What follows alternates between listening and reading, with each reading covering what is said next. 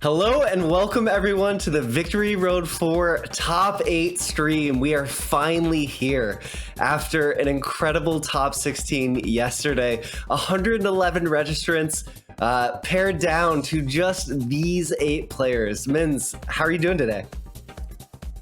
Oh, I am so excited. I have been waiting to watch these games for like so long. It's going to be super exciting. And I'm really glad that I'm here with you commentating in this house for my second time doing a remote broadcast. I was ahead of the curve, actually. Think about it. But let's not talk about that. Let's talk about these awesome games coming up. Awesome.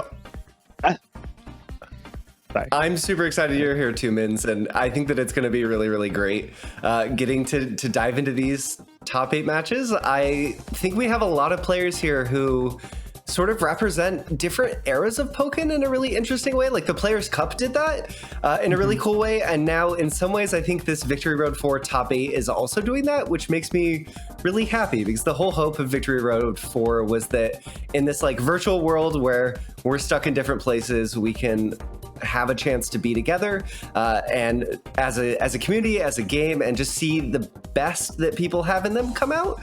And I think that's been happening with Victory Road 4, so pretty cool.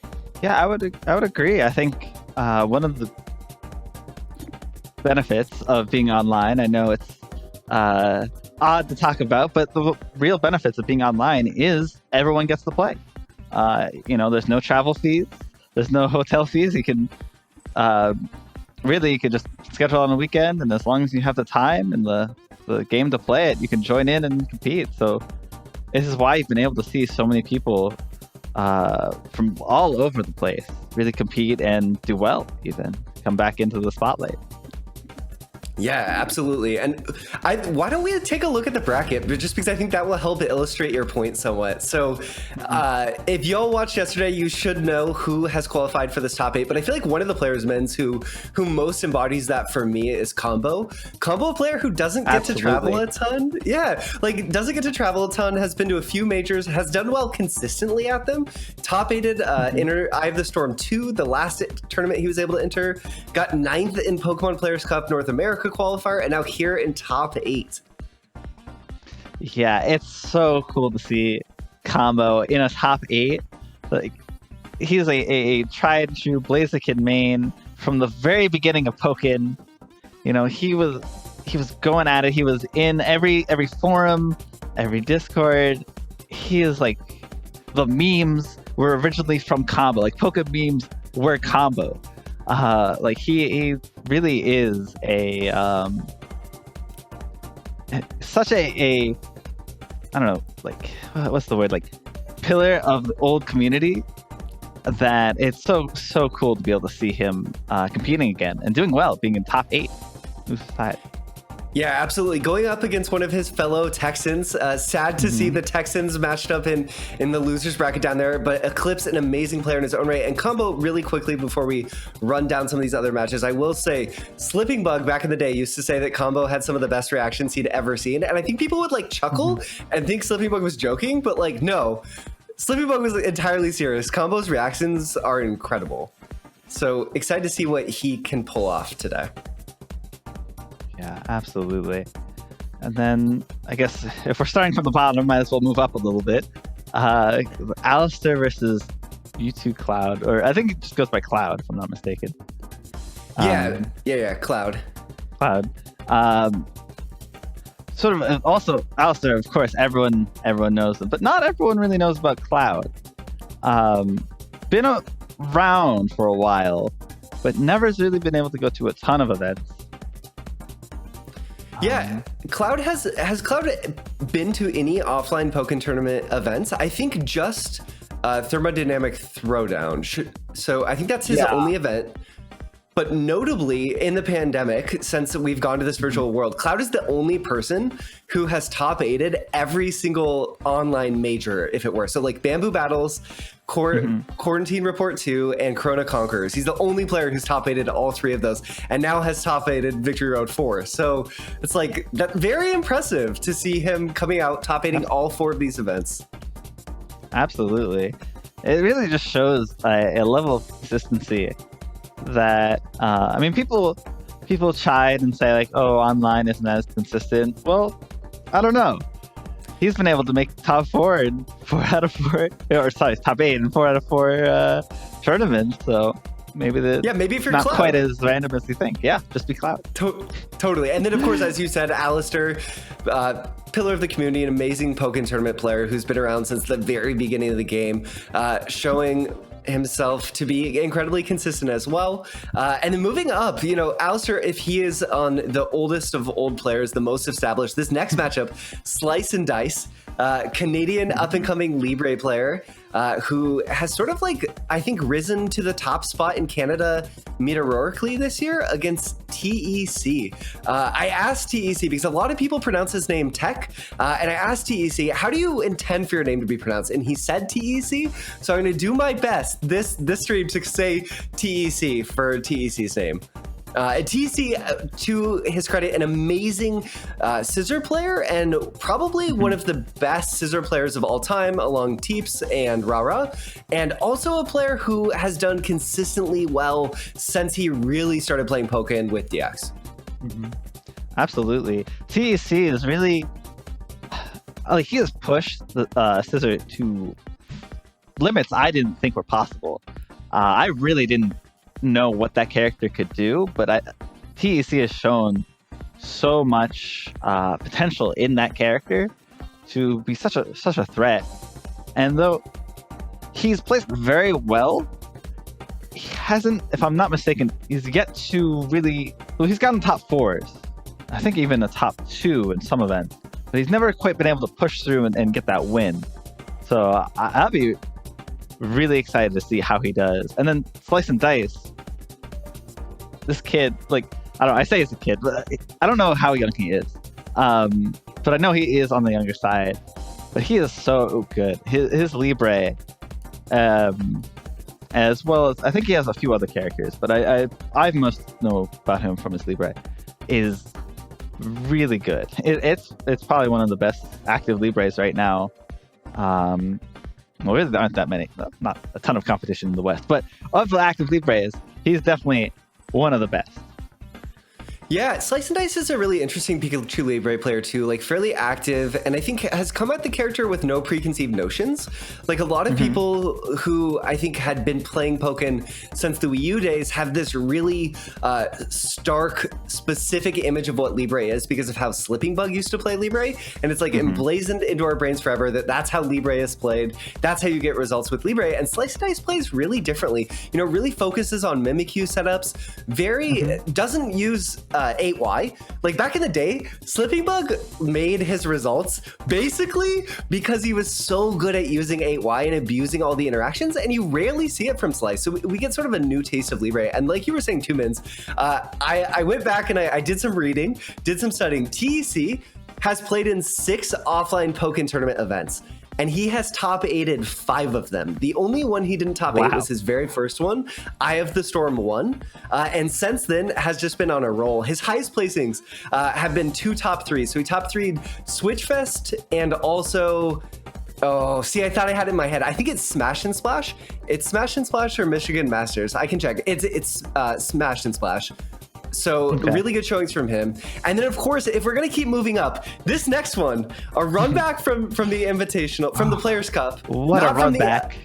Oh my gosh, right? So I had I knew that there was a chance that this could happen, obviously the way it was seeded, and such a treat. So the last time that these two players played, Shadowcat, of course, would go on to win the Pokemon Players Cup, but Wingtide, when they played in the Invitational, I don't think it's an overstatement, tell me if I'm wrong, Mins, decimated Shadowcat. Yeah, it was really brutal. I don't think I've ever seen a dismantling of Shadowcat. Like, well, okay, maybe not. That's not entirely true. I think I've only seen one other person dismantle Shadowcat in that kind of way. Because Shadowcat, it's a testament to Shadowcat as a player as well, that he is such an insanely strong player and so smart that only like two people, I'm referring to also Allister, like the 3v3 Shadowcat's first offline event, if I'm not mistaken. North America qualifiers. International qualifiers a couple years ago. When Allister, like, because they have been training for so long, they've talked about that a ton. It's like they're in each other's heads. So Allister just like got the better of that day. But for Wingtide to be able to sort of understand and figure out Shadowcat like that is just insane. It just shows just how insane Wingtide is. Absolutely. And I think Shadowcat, a player who doesn't take losses like that lightly, takes them as a homework lesson, an opportunity to go back and improve. So I know that Shadowcat has been preparing for the potential to play Wingtide again. I know that he's been labbing against the Aegis Slash. I think we're almost undoubtedly going to see Wingtide's Aegis Slash here. It's who Wingtide played against Shadowcat in the Invitational. And why switch when something's working? Machamp's a really tough matchup against the Braixen. We could see Darkrai here. Darkrai not represented on this graphic, but we of course could see Shadowcat go to the Darkrai. And I don't know. Do you have any thoughts before we get into this, Mins? No, I think you said pretty much everything. So I think as you were saying, like Aegis Slash is I think probably the safer choice. It already worked. There's proof, tried and true, and it's good against both characters that Shadowcat can bring out. And it's just like such an explosive character. That it's even if you do train for it, it can really just catch you with everything it has. So with that, I think we should just jump right in. Yeah, let's get into it. Also, quick note as we transition, common supports. There's no way to encapsulate Shadowcat support picks into a box that can only fit like three support Pokemon. So I threw 3 in there, but really we could put all the supports in the game outside of like Magneton and Quagsire.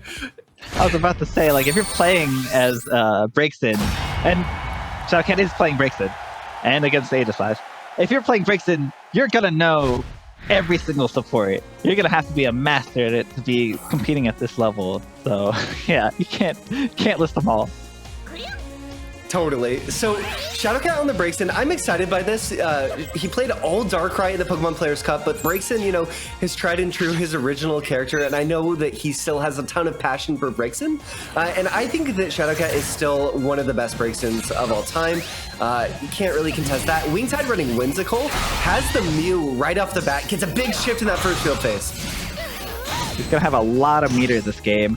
But Shadowcat able to actually fight back and get a grab, reset it back, and it's pretty much an even game. Momentum completely reset. Nice boomerang there. Oh, catches him with a a light screen, pushes him to the corner, nice flame charge candles, opts to reset, or maybe a little bit of a drop there, but regardless, comes out on top of that phase, has complete control here, has Wingtide into the field phase corner, and this is where Shadowcat is so scary. Nice, closes out round number 1 with the throw. Togekiss in field, it is such a scary support. The movement speed just makes it so hard to be able to react to anything that they do. Walking up becomes such a mix-up. You can just really push any pressure you want.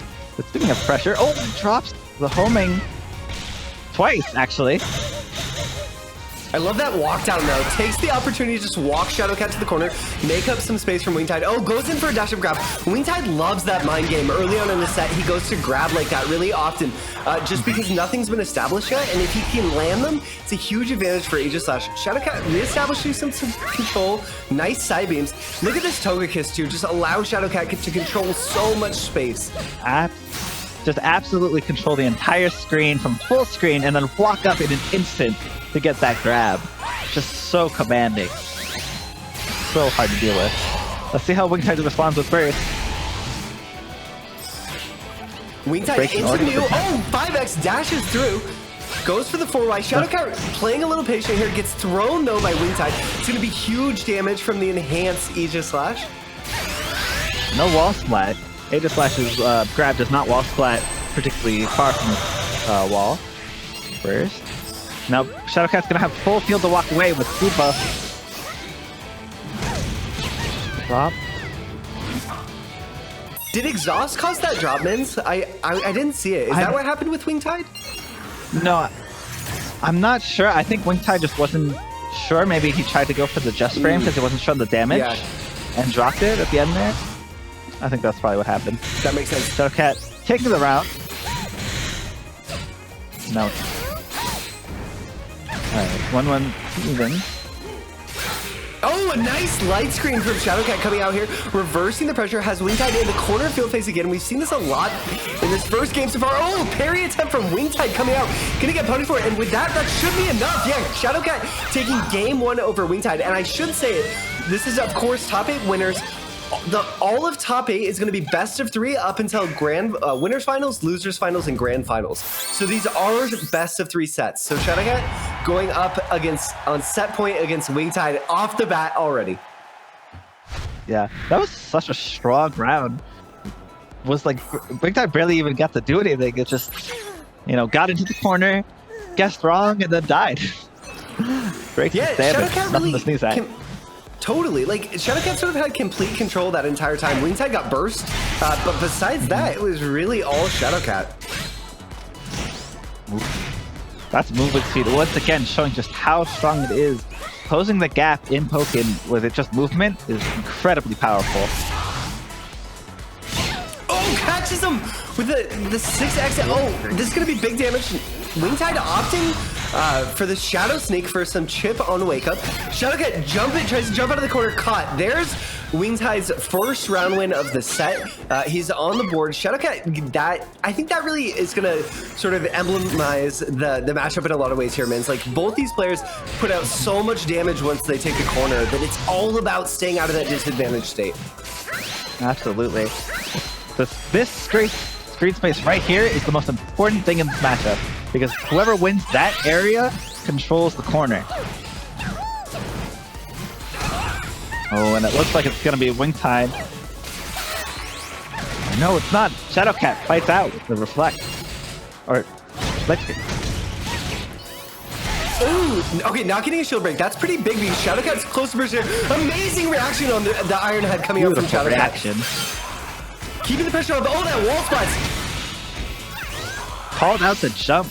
Got rewarded. Wingtide still alive with burst, but has to use it if he wants to keep this round alive. A scary situation here. Oh, does not use it. Shadowcat able to close the round with a burst going up to set point here. Both players going in with full burst meter, but Shadowcat with a lot of momentum. Interesting choice from Wingtide. That's like one of the downsides I think of running Whimsicals. You can't really afford to utilize your burst to close out rounds as consistently. You just don't have that guaranteed end of the round comeback in that sense. Meter comeback. Ooh. But this damage is going to be completely evened up by this grab, but does absurd amounts of damage. Oh, the dash through! Shadowcat ready for it though. Lands a dive kick, gives time to Sunny Day, catches with some J-Wise, keeps the pressure up. This is huge damage from the flamethrowers. Wingtide forced the burst to get out of the corner, but now Shadowcat has the movement speed. Push him back with his own burst. Wingtide full screen. Wingtide into burst, catches Shadowcat with it. This is going to be big damage, but Shadowcat's not going to be enough, right? It's going to be sitting around 100 probably, and Shadowcat does have the Togekiss Tailwind still up, so time to work in. Has burst up as well. Oh, caught, catching him, but on Wake Up. But didn't fully commit to it. The CA does catch. And Shadowcat connects with a throw. That's going to be it. Shadowcat taking it 2-0 over Wingtide. What an incredible reversal of the Players' Cup Invitational. Shadowcat looking so strong here. Absolutely. Shadowcat just commanding the mid-range space, not letting Wingtide ever really get to move, get to play his game, get to get anything started, because it was just Shadowcat all day. Just a couple rounds that didn't go his way, but it wasn't enough. It just wasn't enough to start the Wingtide game plan, really. Yeah, the times where the Wingtide game plan being, I'm going to force you to guess and put you in the blender, and you'll be blended before you knew what happened. And Shadowcat really, Shadowcat had some really good jump backs, calling out a couple grab attempts, a couple big reads early on, and it gave Shadowcat so much momentum. And that match was moving so quickly that I didn't even have time to mention it because the damage was so big on both sides. But I think Shadowcat, a really key adjustment here too, was using Psywave when Wingtide was in shield form, which Wingtide hates shield form, doesn't like being in shield form at all, but using Psywave to force a shift. And I noticed he got a couple of punishes with Boomerang, so a nice adaptation on that too, just setting up instances where Shadowcat was even pressuring Wingtide when basically forcing Wingtide to play Aegislash in a way maybe he didn't want to. Really interesting stuff. Absolutely. Another thing that I was noticing a lot, and I don't know, maybe Wingtide didn't notice, but there were a few times when Shadowcat was going for a light screen, unenhanced, on block, and Aegislash, one of the few characters that can actually punish that, along with Shadow Mewtwo, with it can use his 4Y. It's fast enough and long range enough that it's able to reach, and even with all the knockback that light screen has, still able to reach and punish. So that could have been a huge thing. But, with a game when matches go so fast, you sometimes lose track of those small things. And you just can never really take the time to think about it. Yeah, totally. And 4Y, Aegislash 4Y, one of the few moves that can punish so many things in the game. It punishes Suicune 2x on block. So sometimes you just don't see other people doing it, so you forget you can do it. But incredible set from those two. Obviously more coming from both of them. More in the winner's bracket from Shadowcat and Wingtide, hoping to get back into the winner's bracket, but he'll have to do it through a reset, getting all the way through that loser's final if he wants to do it. But coming up next, SliceNDice, the Canadian boy wonder, versus TEC, our up-and-coming scissor main. This one should be really good. I know I've talked to TEC about this. TEC has not had a big win on SliceNDice in a major tournament. They've only played online, but SliceNDice beat TEC at Quarantine Report 2. So this is a big match for TEC. A win here would be overcoming his second demon of the bracket. TEC beat Jukum to make top 16, a player who historically has given a lot of trouble. I think that's a club that many people are in, from the former world champion. Yeah. So let's say I feel like that you could say that's for really almost any player here, and it would be accurate. Yeah, sure. The vast majority of human beings. Yeah. But Scissor Pikachu Libre, not a matchup that we see a ton. What do you think this matchup? How do you think this is going to play out, Mins? I think it's going to be really interesting. It really depends. Man, field phase is going to be so interesting because I think Scissor's field phase is one of the most fascinating things to watch, because the way Scissor's dashes works, where you can cancel them into another one so quickly, allows for some really fluid movement. And Libre, well, not necessarily having the most dynamic field phase, has a lot of options to still be very mobile and very hard to pin down. And meter for Libre is such a massive deal, where I think field phase is going to be such a huge component of this matchup that I can't wait to see. Yeah, totally. Let's get into it. I agree. Field phase is going to be huge. And I think TEC too, one thing that really stands out about TEC that I really want to bring attention to and praise here is TEC's use of high-level scissor tech. He does hover homing cancels in field phase as good as anyone in the world. And he does Kara cancel armor in dual phase, I think better than anyone ever. Better than Honestly, Rara. Yeah, I agree. I don't think anyone ever do it just as consistently and as smartly as he does. And now we get into it. We already saw one right there. It's just so second nature for TEC, and it makes him able to play Scissor at a level that few can, especially technically. He's an amazing player overall, but just having that technical prowess puts him at another edge, and wow, max range TA! Full screen! Oh my god. That was disgusting. And there is another instant run cancel into the grab. That's such a powerful punish tool.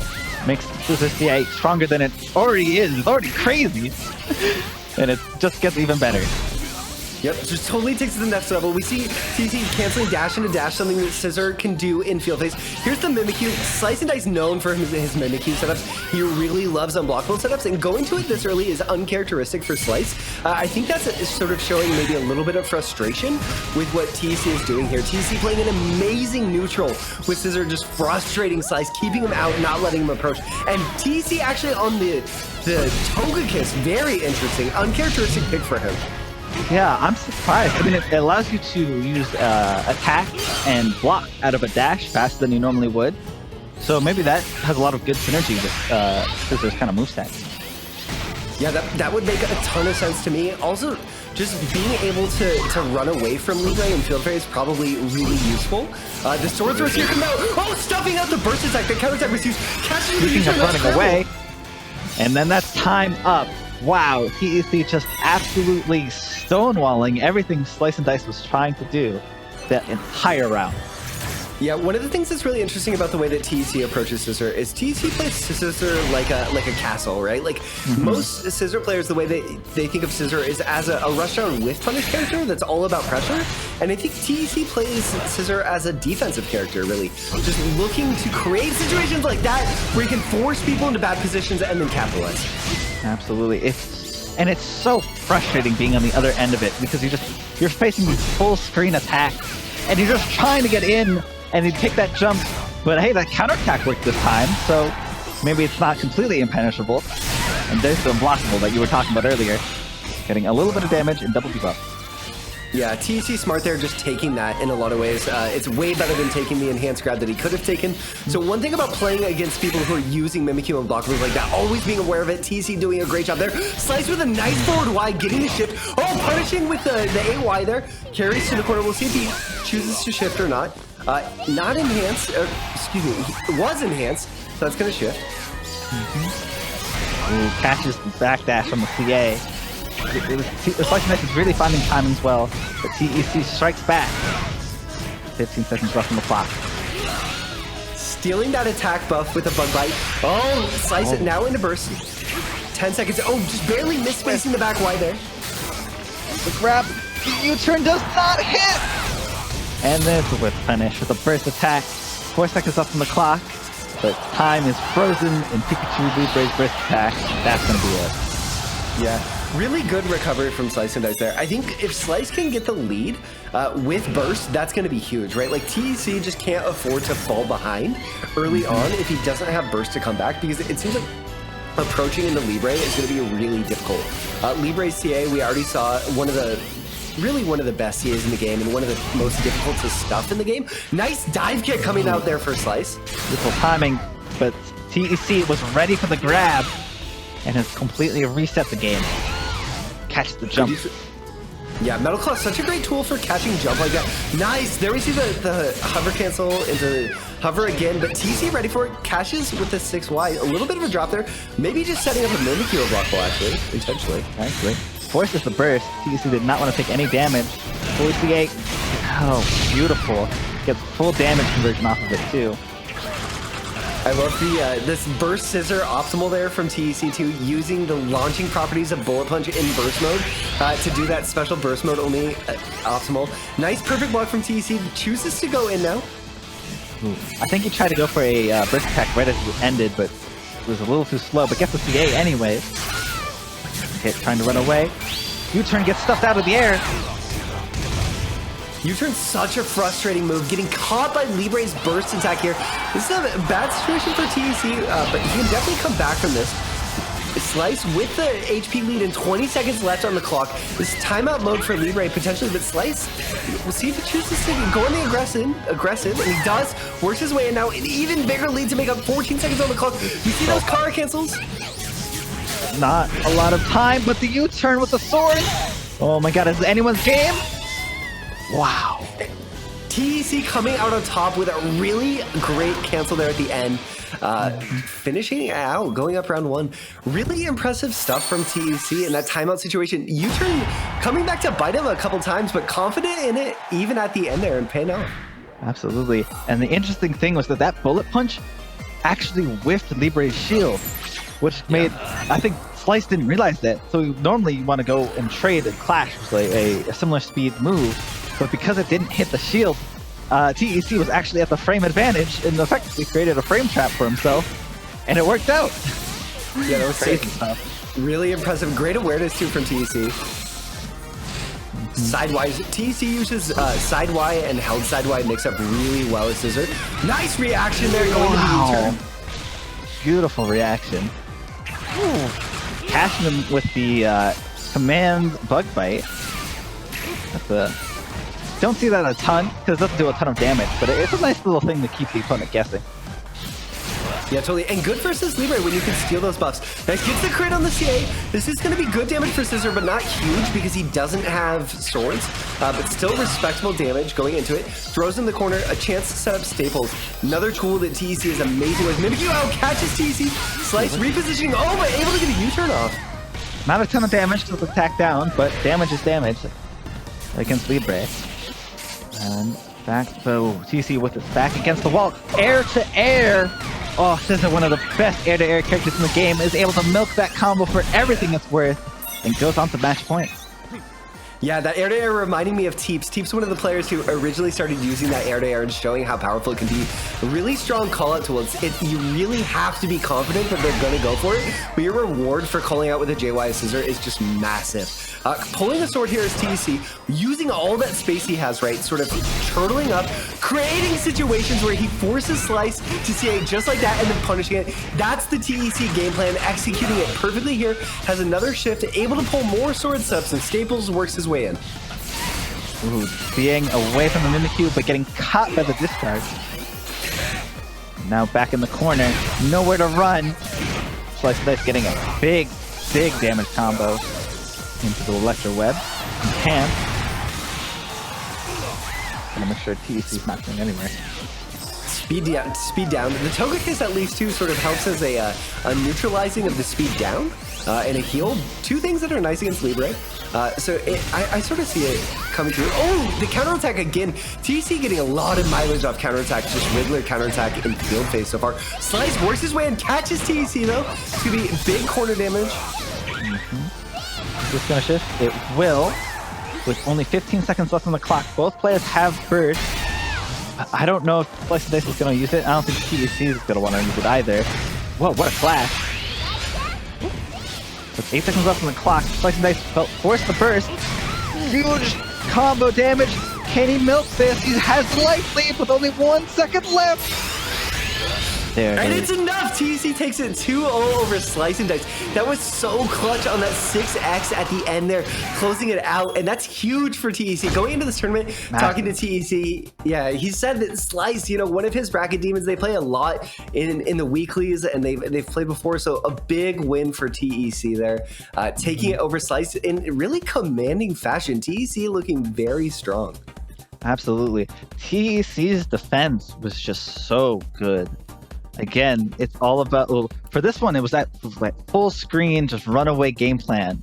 You know, using literally the entire space of those dual phases to just run away until SliceNDice got so frustrated that he had to commit to something, and that's when TEC got it. That's when TEC would, you know, rush in, get the hit, and reset the game all back over to phase one. So good. Totally. And TEC's scissor play, it's so beautiful, and it's something I've noticed in the past, but it just was so evident in that set versus Slice. He'll play this really patient field phase, right?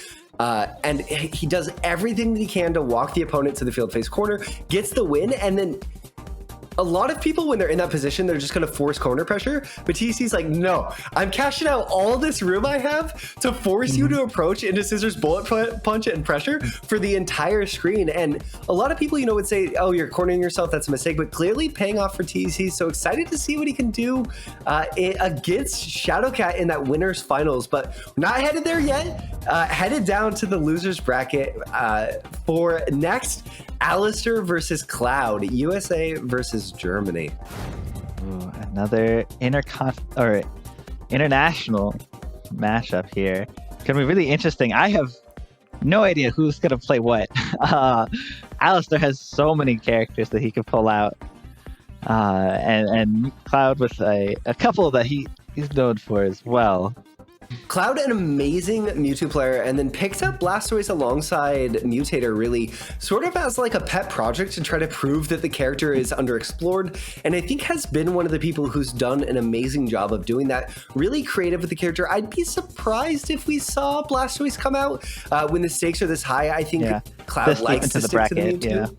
Yeah, exactly. And like you were saying too, Mins, Allister, of course, could play a whole suite of characters. There's characters that aren't even here on this graphic, right? He could go the Aegislash, he could throw in a Weavile, he could go Shadow Mewtwo. It's really whomever Allister is feeling in the moment. Obviously, the Suicune, the Sceptile, the Mewtwo, the Libre, really the steadfast core, the single hand picks that Allister, when he's sitting there trying to decide how he's going to throw his opponent off, is most likely to go to. Do you have any guess of what we're gonna see? I'm gonna play the mean game and say, who do you think Allister is gonna play? Okay, well, who's the easiest to play on Joy-Con, or who's the hardest? Because I think, because remember, Allister's controller broke at the start of this whole tournament. He woke up at like 8 a.m. over there, tried to play the game. His controller broke. He's playing with Joy-Con. I think that could be a big deciding factor, and I feel like, having played a lot of Shadow Mewtwo and tried to do a lot of instant air shenanigans, Joy-Cons are not super fun for that. So, not the most optimal choice. So I feel like it might not be it. Maybe points towards Suicune then, but who knows? I could see it. Yeah, we shall see. But again, Cloud, this is his 4th time at qualifying in the top 8 of one of these huge net play majors, online majors in this pandemic world. So incredible stuff to him. And whoever loses this match will be headed home, unfortunately. But let's get into it. I'm excited to see who Allister picks. We'll see if Cloud proves us wrong. Goes Blastoise. Garchomp! Sceptile Garchomp! This is wild. Not what I was expecting. But exciting nonetheless. Yeah, totally. Cloud not known for his Garchomp, really. I don't think we've seen Garchomp in a major tournament from Cloud to date. So really interesting counter pick here coming out from Cloud. And Allister, he plays the Sceptile, one of his Pokken characters that he goes to very often. He's really comfortable with him. But I don't know that either player ready for this matchup. I think this is a matchup that can be a little bit tricky for Garchomp, though. Yeah, I think historically, if you've seen a lot of Jukum versus Garchomp, Jukum's one of the best players in Pokken, but I think it shows a lot of the strength of Sceptile in the matchup, making it very hard for Garchomp to really get things started, to get the space to run around, and to just pour options to get out of that corner pressure with those bullet seeds. Just like that. A lot of Garchomp's reversal options a little bit slow, so can get trapped in the corner like Mins was saying. Here we go to the Mimikyu. We see this new generation loving the Mimikyu, and you really can't blame them. Mimikyu gives so much. Great for Garchomp too, potentially setting up a block pulse. Has a nice Sand Tomb on Allister in the corner. Allister does have burst, have to call it out. We'll see if he goes to it here. Once Cloud's combo is done, it just goes on and on. Oh, that was cool. I haven't seen that one. Double dig into drill. That was a clean combo. Ooh, I saw Cloud's shield go down, but it was back up. It was just a move. Going for the shield break. Gonna try and reduce Cloud's meter, but doesn't seem to be that useful this time. But the grab, that's gonna do plenty of damage with burst mode. And that's gonna be it. Allister is able to take the first round. Yeah, total control there just at the end. We see Burst really coming into play there. Without Burst, who knows whose game it would be. But Allister, off the tails of that Burst, able to establish so much control. Nice flash kick from Allister, calling out the jump. Oh, and a nice dive kick from Cloud. Garchomp dive kick, one of his strongest options. And coming to play here, and you see why. Look at that damage just off a single dive kick. Cloud working his way towards Burst. That dual phase win helping out. If he can work towards these crystals, he'll definitely have Burst. Gonna have burst. Wow, a lot of whiffs right now and no punishes going on. This leads to a Allister getting the shift. Yes, Mimikyu not able to come out in time. Allister drops the combo, but just jabs him and gets it back up again. Nice pickup. Opts to shift here, trying to catch back up in the synergy race, right?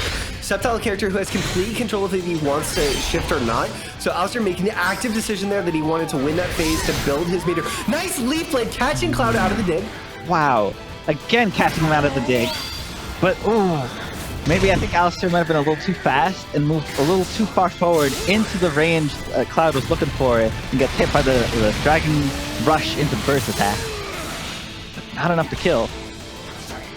Yeah, maybe it's an instance of Togekiss coming back to bite Allister. But Allister now on to burst, walk up, CA, keeps the pressure up, nice dive kick and field phase. Pizza cutter coming up from Cloud, runs Allister to the corner, catches it, now it's going to close it out. Cloud tying it up 1-1.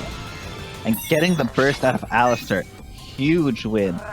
Because it's going to be a lot harder for actually, maybe not with that huge meter gain from the cheer skill. I was about to say, Garchomp is a lot harder to gain meter than Sceptile is.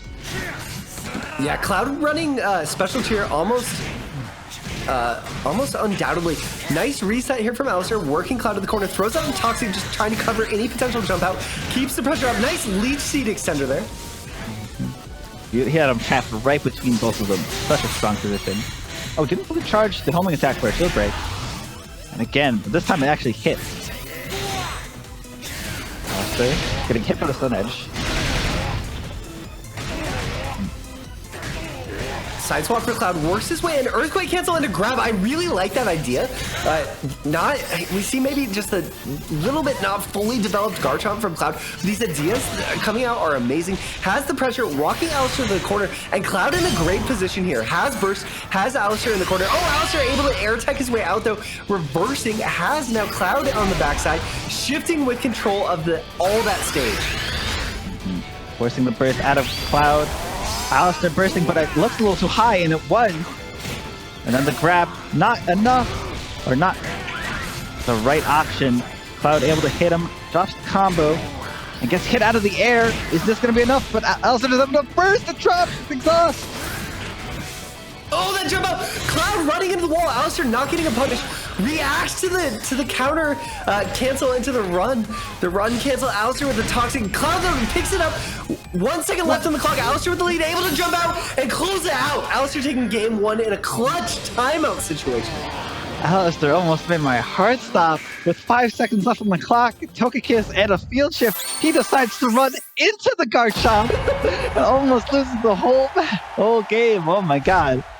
Whew. Need to calm down from that. Cloud now taking a switch to Mewtwo. One thing that Allister did really well was covering Cloud's jumps with the Sceptile against the Garchomp.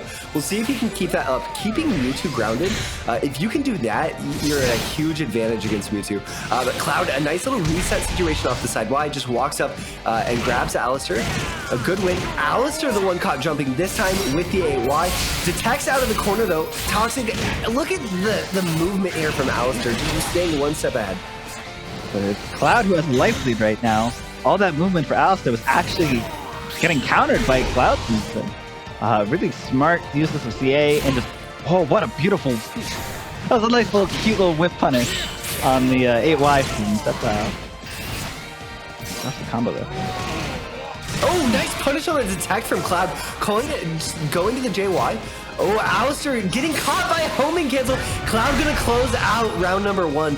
Homing cancel into grab. And Cloud ready for the grab back. Good stuff from Cloud there. Yeah, that was a very different Cloud than what we saw in the Garchomp. It just shows the absolute difference in familiarity between characters. This is Cloud's bread and butter. Unless I say that, yeah. He gets grabbed. But nice homing, side homing there, just repositioning. Cloud losing the phase, but ends up in a better position here, right? Not going to get wall splatted off this grab. Pushing back, so good stuff to Cloud. Caught with a homing attack there. Now Allister reversing, lots of momentum here. Takes the chance to set up a bullet seed. Calls out the side strike with a JY. Ooh. And then calls out the jump out of the corner. And calls out the, oh my god, called out the barrier. And beat him. Wow, that was that was so commanding. I think Allister like won every interaction for like 7 interactions in a row. That was crazy. Yeah, totally. Allister with complete momentum shift here. Just wants to keep it going. Into burst right off the bat. Misses the Leaf Blade. Hits the Dragon Breath though. Cloud, nice homing attack here. Pressure in the face of burst. Catches with the JY. Beautiful confirm. That was so far away too. Very brave playback.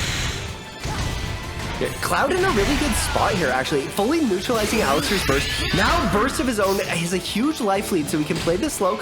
Doesn't have to overcommit anything. But the duck from Allister, so brilliant. Ducks the 8Y. And we see him clip it. He clipped it. Oh my god, he took his hands to clip it in the middle of the top 8 set. First. Oh my god. What a momentum shift all from a duck. When do you see that kind of momentum shift? Just holding them down. Oh man. Oh, but Cloud, be able to finish it out? Yes. With the hyper beam. Really amazing job from Cloud there, keeping composure, not letting that incredible read from Allister, the duck on the 8Y into grab, rattle him at all, closes out around. He'd earned that advantage, you know, neutralizing Allister's burst off the bat. That really aggressive burst came back to bite him. We'll see if he plays a little bit more reserved here. Allister running Whimsical Victini Suicune now, and a huge payoff off the bat. This is huge for Suicune. Wow. Going first off, getting so much meter, and then getting the Victini right off the bat. If any of these hits, it's pretty much gonna be full meter instantly. And there it is. There's the crit. Huge meter. He is guaranteed meter this round. Oh, nice 2x on reaction from Allister there, beating out the high jab Oki from Cloud. That's why we don't see that super often. Interesting trade reaction here. Allister's jab beating out the counterattack, stuffing out the CA. Go? I think it went above the CA for just a split second, and then stuffed it out. That's God, yeah. You can explain it. It's your character. Yeah, it's a wild interaction that's super rare that can happen, but just like you said, Vince, Suicune picks up his legs a little bit, allowing him to go over the low-hitting CA. It was so sick to see that. Allister, with tons of momentum here, though, has Cloud cornered. If he doesn't have to go to burst, that's going to be so much benefit off that Whimsical from round one. But Cloud fighting back, finds a nice throw, and does have to his nice barrier. The barrier coming out, Allister canceling with the near coat, so it doesn't crit. A great cancel there. It caught Cloud. That would have comboed. He would have been able to have a combo off that, but Allister neutralizing it by canceling the mirror coat to prevent the critical hit, and coming out on top there in round one thanks to that. Good stuff from Allister. This is just showing true mastery over Suicune right now. Just all these tiny little things.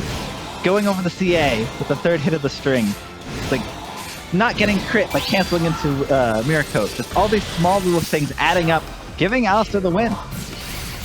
And now Allister's still putting on the pressure. Back hit, CA, really important in this matchup against Mewtwo. It allows you to cover situations like that. And Allister covering the Togekiss call with an Aurora Beam. Oh, goes for another one. That's punished, though. That's going to be big damage for Cloud here. Oh, with a bad drop on the combo. Very unfortunate drop. The Blizzard bait. The faint Blizzard into the CA and then a dash up grab. Oh, man, Allister is just hitting him with all the mix-ups right now. And with that, Allister's going to take it 2-1 over Cloud. A nice CA to close. And like Min's saying, just the mix-ups so strong. Allister, one of the best... You know, Allister's ability to pivot from one character to another and seamlessly play them is incredible. The fact, Mins, that he just did that on Joy-Cons and had time to clip not once but two things in that set. Disgusting. Oh wait, what was the second thing? Because I only saw him clip the duck. What else did he clip? He also clipped he clipped the third hit of the jab string going over the counterattack. That's a clip. Clip and ship. Absolutely. Yep. Oh my god. That interaction maybe matters once every like 100 games. I can't imagine that's like, oh my god. And he knew it. He was ready. I would guess that Allister has seen that less than 5 times in his life. And like you were saying, totally ready for it. It's just so rare. And I just want to take a moment too to appreciate one more time.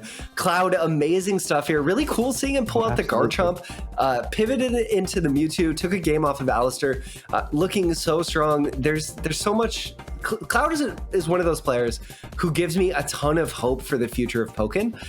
It has really risen, not even at the beginning of DX, but just in the last year and a half, maybe 2 years or so, and has really come into his own, is taking all these games off top players. I'm excited for the day in which I can see Cloud compete at an offline event, but also just excited to see Cloud taking names in these online tournaments.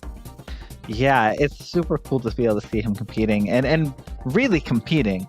You know, really pushing players to their limits and like showing just how strong. Because that game 2, I will say, like the game 2 really was, aside from like that one rally, starting from the Duck of the Burst or Duck of the 8Y, like everything was just so smartly played by Cloud. Just beautiful movement on the Mewtwo, and I'm so excited to hopefully keep seeing him in tournaments to come. Totally. Hopefully going to join that long lineage of amazing German Pokken players like Fabulous, Wingtide, Jintrax, who sort of play the game their own way and make a lasting mark on the scene. But let's take a trip back to the bracket and see our final round 1 losers. Top 8 match, the Texas boys meeting here in losers to 8th. Texas guaranteed top 6 at least. Yeah, I guess. Yes. Top 6, which is pretty cool. Good for Texas. It's actually been a while, I'd say, since Texas has had a big showing at tournaments. They had for a while back in, I think, season 2. There was like a huge, they had Slip and Bug, they had Toasty. They were like top 4ing like everything they went to. But players change and players don't, not placing as well, and so Texas has taken a bit of a back seat. So it's really cool to see two Texans back at it. Yeah, totally. And two Texans who I think in interesting ways represent different parts of the game's history. So like you were saying, Mins, Combo has been with Pokken, has been playing Pokken since day 1. I used to, when I lived in Austin, I would go to these locals at this anime shop in North Austin called Ooples, play with Slipping Bug, and I play with Combo. And Combo as a player has grown so much since then. As a human has grown a lot, but he's always been this really insightful, smart, talented kid. And now Combo his play really matured. He top 8'd Eye of the Storm, like we were saying. Doesn't get a ton of chances to compete, but when he does, generally does very, very well. So top 8ing here, that's a huge placement for him. He also top 8'd VRL, Victory Road League, last year when we had a different version of this event, right? We had a league format that then fed into a top 8 bracket. Combo, one of the players who made it, did great there. Did really well at the Players' Cup, getting 9th in the North America section. And then opposite him, Eclipse. I want to take a moment to appreciate Eclipse. Eclipse, a player who sort of stormed onto the scene at CEO 2017, taking the name of Catfight. At the time, Catfight, one of the best players in North America, and definitely one of the players who was favored, at least a strong contender to top 8 that tournament. And that was a massive upset, and Eclipse beat Catfight twice in that tournament. And ever since then, he's just been putting up strong results consistently. Lots of good top 8s, top 8ing Eye of the Storm, and a few other events as of late. Absolutely. Michigan Masters. Yeah, another one. And I think a big thing about Eclipse is he was really one of the biggest pioneers of Togekiss, using it way before anyone was on that kind of hype train. Everyone at the time was very much, it was the Jirachi show. Everyone was on that Jirachi hype, but Eclipse showing just how strong movement speed was in this game, being able to run around field phase and instantly close the gap on your opponent without having to use a homing attack, or if you use a homing attack, going even faster, and just controlling that mid-screen space of being able to create a huge gap and then instantly close it in a dual phase, just has so much value in a game like Pokken that it's a little surprising that it took so long for everyone to really hop on, but it's now everyone knows about it, and everyone really likes playing with Togekiss. I think Togekiss has really replaced Eevee in a lot of ways, and I'm really happy to see Togekiss being represented in this tournament. We'll undoubtedly see it from Eclipse. It's the supports that he goes to almost every single time, unless he's really specifically counterpicking someone. And Combo using Togekiss pretty consistently as well. But one interesting thing too, before we get into it, Eclipse, like you were saying, Mins, picked up Togekiss and really showed everyone how good it could be back in the Wii U days. And since then, Weavile has gotten buffs that make Togekiss even better for Weavile. So now the cancels to the air homing and field phase, giving specific follow-ups off of if you have a Togekiss buff. So I'm going to be looking for that here, because that was like a birthday present to Eclipse, right? This character, he loved Togekiss, and then the DX buffs just gave him this optimal follow-up that made the support pick even better for him. And I think a lot of people, historically when Eclipse was picking Togekiss would just say, Weavile's so fast, he doesn't need Togekiss. Like, you're just wasting your support. And I think at this point, we can all just put that to rest. Like, Eclipse has proven, no, like, you take something busted like Weavile's movement and you give it a modifier, and it's you take the fastest character, take the fastest character in the game and make them even faster. Yeah, you're gonna have a good character. And before we start, there's just one final thing I want to say about Combo. Yeah, and that's I think just the fact that he is still with us in this community is amazing to me, because this is some old Pokken lore, but back in, I think, sort of the first couple months of Wii U's launch, Combo, being the young lad that he was, there's a reality where Combo never had to quit Pokken and was pretty much never going to be allowed to go to events or any tournaments or be really involved in the scene at all. And there was a time where because of family sort of disapprovement,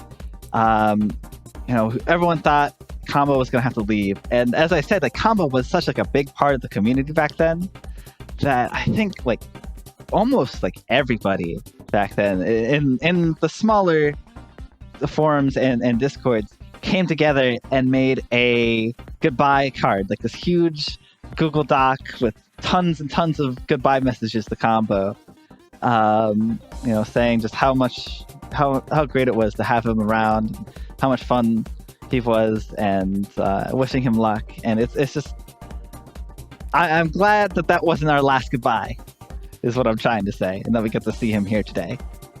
Totally, 100% the same, Mins, and it's wild to me that's like the days of Pokken now. That's a memory that few people are gonna have, because I totally remember that too. Participated in the goodbye Combo moment, and it was so sad to see him potentially have to go, like you were saying. But and now Combo, Combo, not for nothing, amazing player, also a strong commentator. Combo's commentated at a few offline events, and I think has really grown as a player, as a commentator, as a person, and I'm excited to see what he does here against Eclipse in this fight for their tournament life in VR4. Perhaps the battle of the Tailwind Togekiss. We shall see, but let's get into it. Eclipse versus Combo, losers 8th, top 8. Here we go. Here we go. Let me just say, I love, like, the other thing. There's another thing that online tournaments have over offline, is that we get to see the player avatars. Yes. And I think it's a nice little fun little thing just to see how players, customize themselves. That you just don't get in offline tournaments. Totally. Oh wow, so Eclipse on Whimsical gets a nice payoff off the bat, straight into the Togekiss. Combo is on Togekiss, but okay, Eclipse, here we're gonna see the Togekiss pressure right off the bat. Eclipse plays field phase with Weavile, really interesting. Finds his way in with a dive kick though. Starting off so strong. Oh, Combo, not wanting to be shown up, tried to wake up with buttons, but Eclipse was ready for it and just putting on all of the pressure right now with early burst, which is going to net him the win. Oh my god. Yeah, is this going to be enough? I mean, he has such little HP. Yeah. Yes, that's it.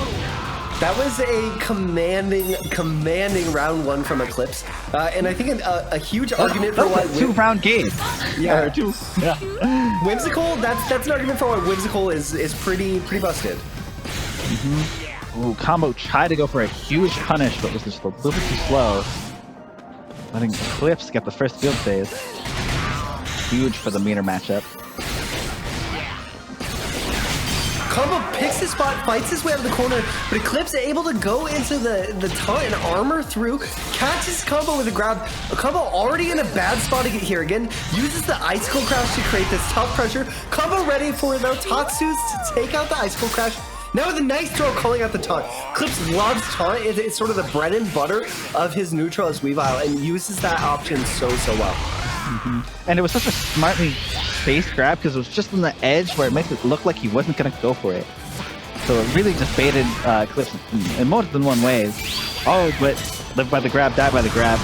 This is going to do a massive amount of damage. Yeah, Eclipse in rage here. This is going to hurt. Scaled a little bit by jab, enough to keep combo in the game, but steals his burst.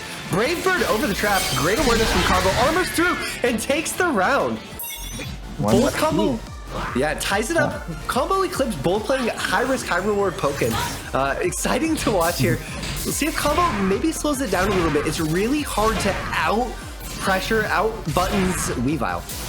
If there's anything I've ever seen from combo, it's that he does not slow it down. I think he will turn it up. I think he's going to press more buttons and try and go even faster. You got to fight speed with speed in this matchup, I think. Oh, what a weird trade.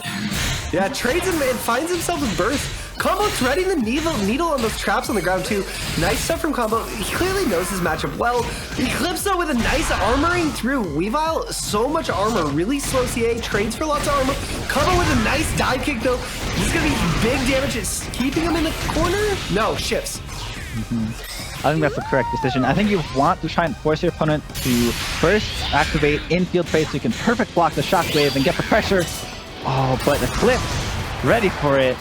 Burst attacks right through the homing attack. And it's going to take the first game. Yeah, so we have the Togekisses. That's turning up the speed of the Pokken a little bit. Pokken's already a pretty fast game. And then the way that Combo and Eclipse are playing, this is like Pokken Tournament DX Turbo featuring Combo and Eclipse. Like, these games are going to be fast. I can feel it. Oh, yeah, you absolutely can. I'm just thinking back to the TEC matchups where he was, you know, slowly walling out the Libre, and this is just utterly the opposite. Just everyone running into each other and just people dying quick. Now, getting into the second game, and Combo starting it off with the Tatsu. Oh, Eclipse over the Brave Bird. Eclipse holding the taunt. Nice job there. If you hold it, you do continue to have armor. So great awareness from Eclipse there to hold in that situation. Oh, the air hit and counterattack coming into play there. Nice matchup awareness from Combo. There's going to be big damage for Eclipse.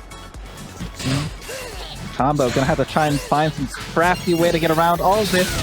Air dashing into the CA. Eclipse has the Togekiss and burst. Just walks up grab.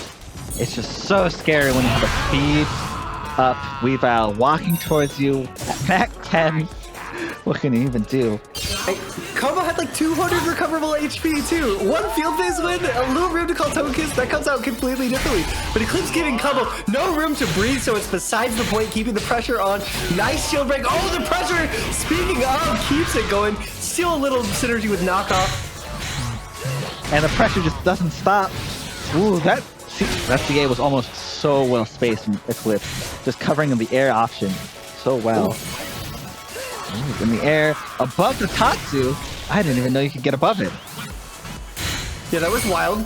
Good awareness from Eclipse. Oh, Eclipse going to these ice cold crashes so smartly. Oh, Combo getting a lot of mileage off the CA. Wait, first from Eclipse, gonna reset the situation in its entirety. Combo walking in, going into the danger zone. I love that check jab from Eclipse coming out too, covering something like a grab there. He could go into burst on reaction if he connects with armor or anything like that. Really smart stuff. Combo in though. The homing attack catch is shifting in the corner. Eclipse's burst almost neutralized. Oh, and it hit! Burst attack from Combo gonna do a massive amount of damage, and it's gonna get the speed up back from the end of this burst attack. Oh, what's the pressure? Walk up. Wow, Eclipse able to fight out with his homing attack. I was not expecting that. Super Brave. Oh, goes to the swap. Covering anti-airing. Brave Bird just going for... Oh, this is the exhaust. The exhaust saving Combo on reaction. Going into the Shoryuken. Oh so my not just the exhaust, but the exhaust into knowing that Weavile's CA is a projectile and EX Brave Bird is projectile immune. Oh my god, that was woke. That was incredible. Wow. Combo's reactions just so good. The axiom of Slipping Bug, Combo's reactions are among the best in the game, and showing it there for sure. But Eclipse, the pressure just so strong, keeping Combo in the corner here. This is how this matchup has run almost steadily throughout. Nice mix-up game too from Eclipse, just not letting his offense get stale. Catches with the knockoffs and a Combo in a bad spot, caught by a grab, and Eclipse gonna close it out 2-0 over Combo. Yeah, it's just Blaziken, not a character with defensive options, and it's just so hard to fight out of that corner when the Weavile can move up, down, left, and right, the angle, every direction they want at the speed of sound. Just so, what can you do as Blaziken besides pick an option and pray? Totally. So great stuff to Eclipse. Let's take a moment. Pokken moves so fast sometimes, and I know that there's going to be viewers who knew that we just got super hype over what happened with Combo there with the X Brave Bird. But will you break down what happened there, Mins, from Exhaust, like Exhaust and Brave Bird, like that whole sequence? Can you give our viewers, if you don't know what Exhaust is, a nice little breakdown? Okay, so Brave Bird, he Brave Birded into the Weavile CA, right? Yep. And so the armor causing him sort of a lag, and I think had enough recovery to use the so Exhaust gives you some iframes on the Exhaust. So as he was recovering from the Brave Bird, he went into Exhaust, became invincible, then went into EX Sky Uppercut, which gives him projectile invincibility. As Weavile was releasing the CA, which is a projectile hitbox, which gets nullified with the Sky Uppercut, and Combo was able to win that whole exchange that he really had no right winning. Yep. So amazing. And a great example, I think, of something that's just so specific to Pokken and like so smart. Just great awareness from Combo too. Using the Synergy Exhaust, buying himself just a split second to react. Knowing, like you said, the expert knowledge that the Weavile counterattack hit is a projectile, so you can do that. Just one of two in the game like that. Just really amazing stuff. There might be a third one. Charizard, 3 in the game. Charizard, Mewtwo, Weavile. There's 3. So one of the 3 in the game like that. But great stuff to Combo. He's going to go home at 7th in Victory Road 4. But I think Combo should be proud. That's a great showing for Combo. Staying relevant after all these years. And showed us some sick stuff, which is not the whole goal, but it's at least a piece of it. Definitely went out in a blaze of glory. Well, we could say that for sure. Crazy, very, very exciting and flashy and fast end to our round 1 of losers bracket there. Because it's an offline event, we're just going to keep running losers, right? So after, we're going to do losers quarters, then we're going to do losers semis, then we'll go back up to winners finals. But for now, we're going to settle some scores in the losers bracket. The stakes are high, no more mistakes. Coming up next, so we're going to have SliceNDice versus Allister. So this one should be really, really good. I know recently that these two players played friendlies. And it was the first time to my knowledge that they had played. And really? Wow. yeah. So they have that sort of that potential mind game thing going on of we've played recently in friendlies and now we're playing in tournament. So you reset the options entirely. SliceNDice, like you mentioned, Mins, could play a whole host of characters, has a Sceptile, has a Decidueye, sort of dabbles in a lot, but we're almost undoubtedly going to see the Libre and Allister. I don't even know. I'm kind of thinking Mewtwo, maybe. Yeah, I'm thinking Mewtwo. I don't. Maybe Sceptile. Maybe the sadist in me wants to see the Libre mirror, but I don't think that will happen unless Allister's really trying to make a statement. But that would be funny. But yeah, I feel like the safest bet would probably be Mewtwo. Yeah. Yeah. Mewtwo, a lot of strong options historically for dealing with some of the tools that other Libres would go with, like the anti-wear AYs and stuff. But like I said earlier, Slice sort of playing Libre a little bit differently, a little bit his own. I think normally we would wax about the matchup that we're going to see, but it's just such an enigma right now. Let's just get into this and see who Allister is going to pick, and then we can get into what the stakes might be here. Okay, so we do see the Mewtwo. Allister on the Mewtwo, Slice on the Pikachu Libre. Slice almost undoubtedly gonna be running the Mimikyu. We'll see what Allister's on. I think it's probably gonna be Togekiss. Yeah, it's gonna be Togekiss. Just he values the movement speed just so much. It helps run away from Libre's aggression and just outspace it, which is really one of the best ways to punish a Libre. And yeah, Mimikyu, there it is. This field phase is really important. Allister really wants to win it, not because he needs the burst, but because he needs to deny Slice the burst. An early field phase win just gives Pikachu Libre so much momentum. So the first part of Allister's game plan going well, but getting caught by a dive kick, that's great for Slice, working Allister to the corner and going for the combo that is going to shift.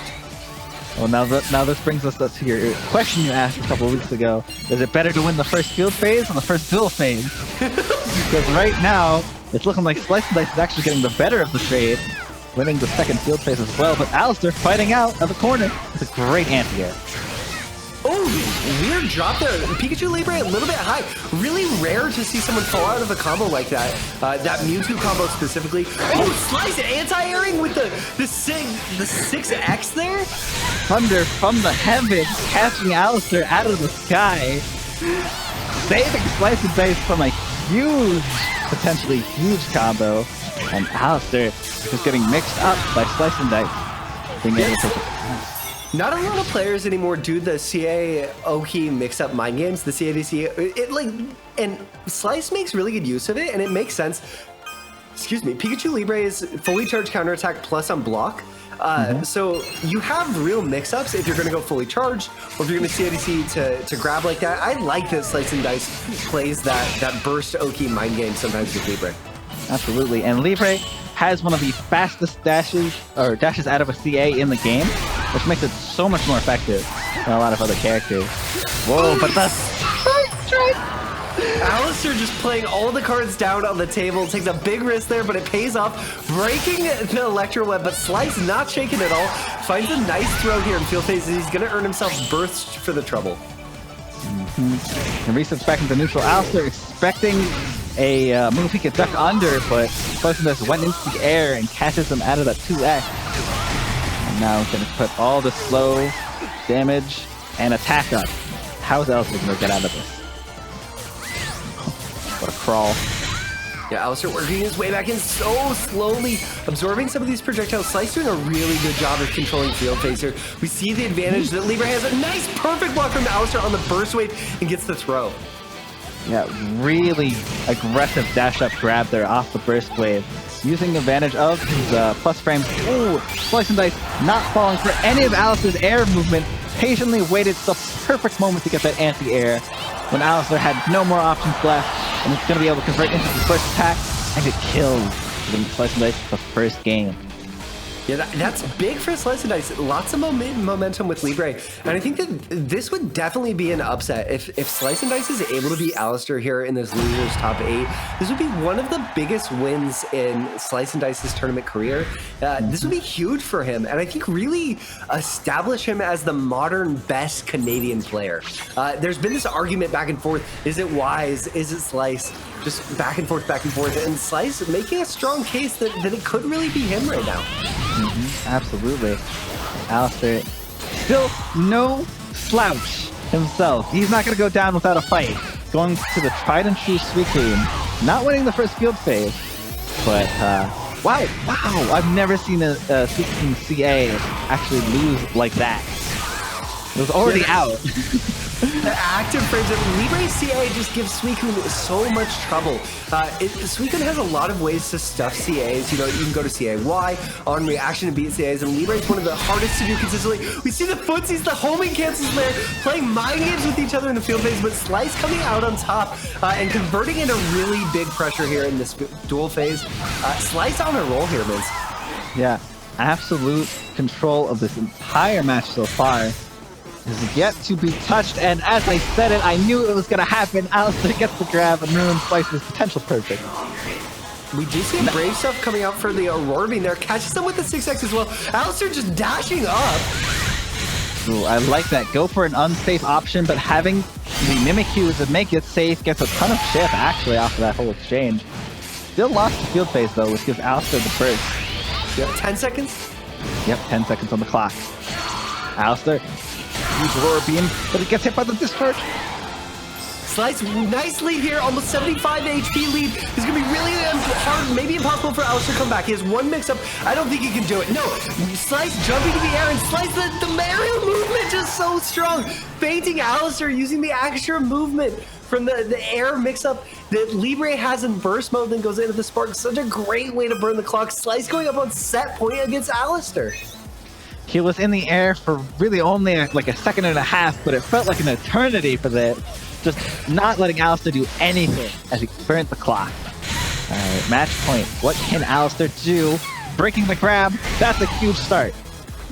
Yeah, that was really good. Oh, nice backdash from Allister, avoiding the CA. Slice didn't fully charge it. Oh, catches the backdash now from SliceNDice, keeping the pressure of Allister.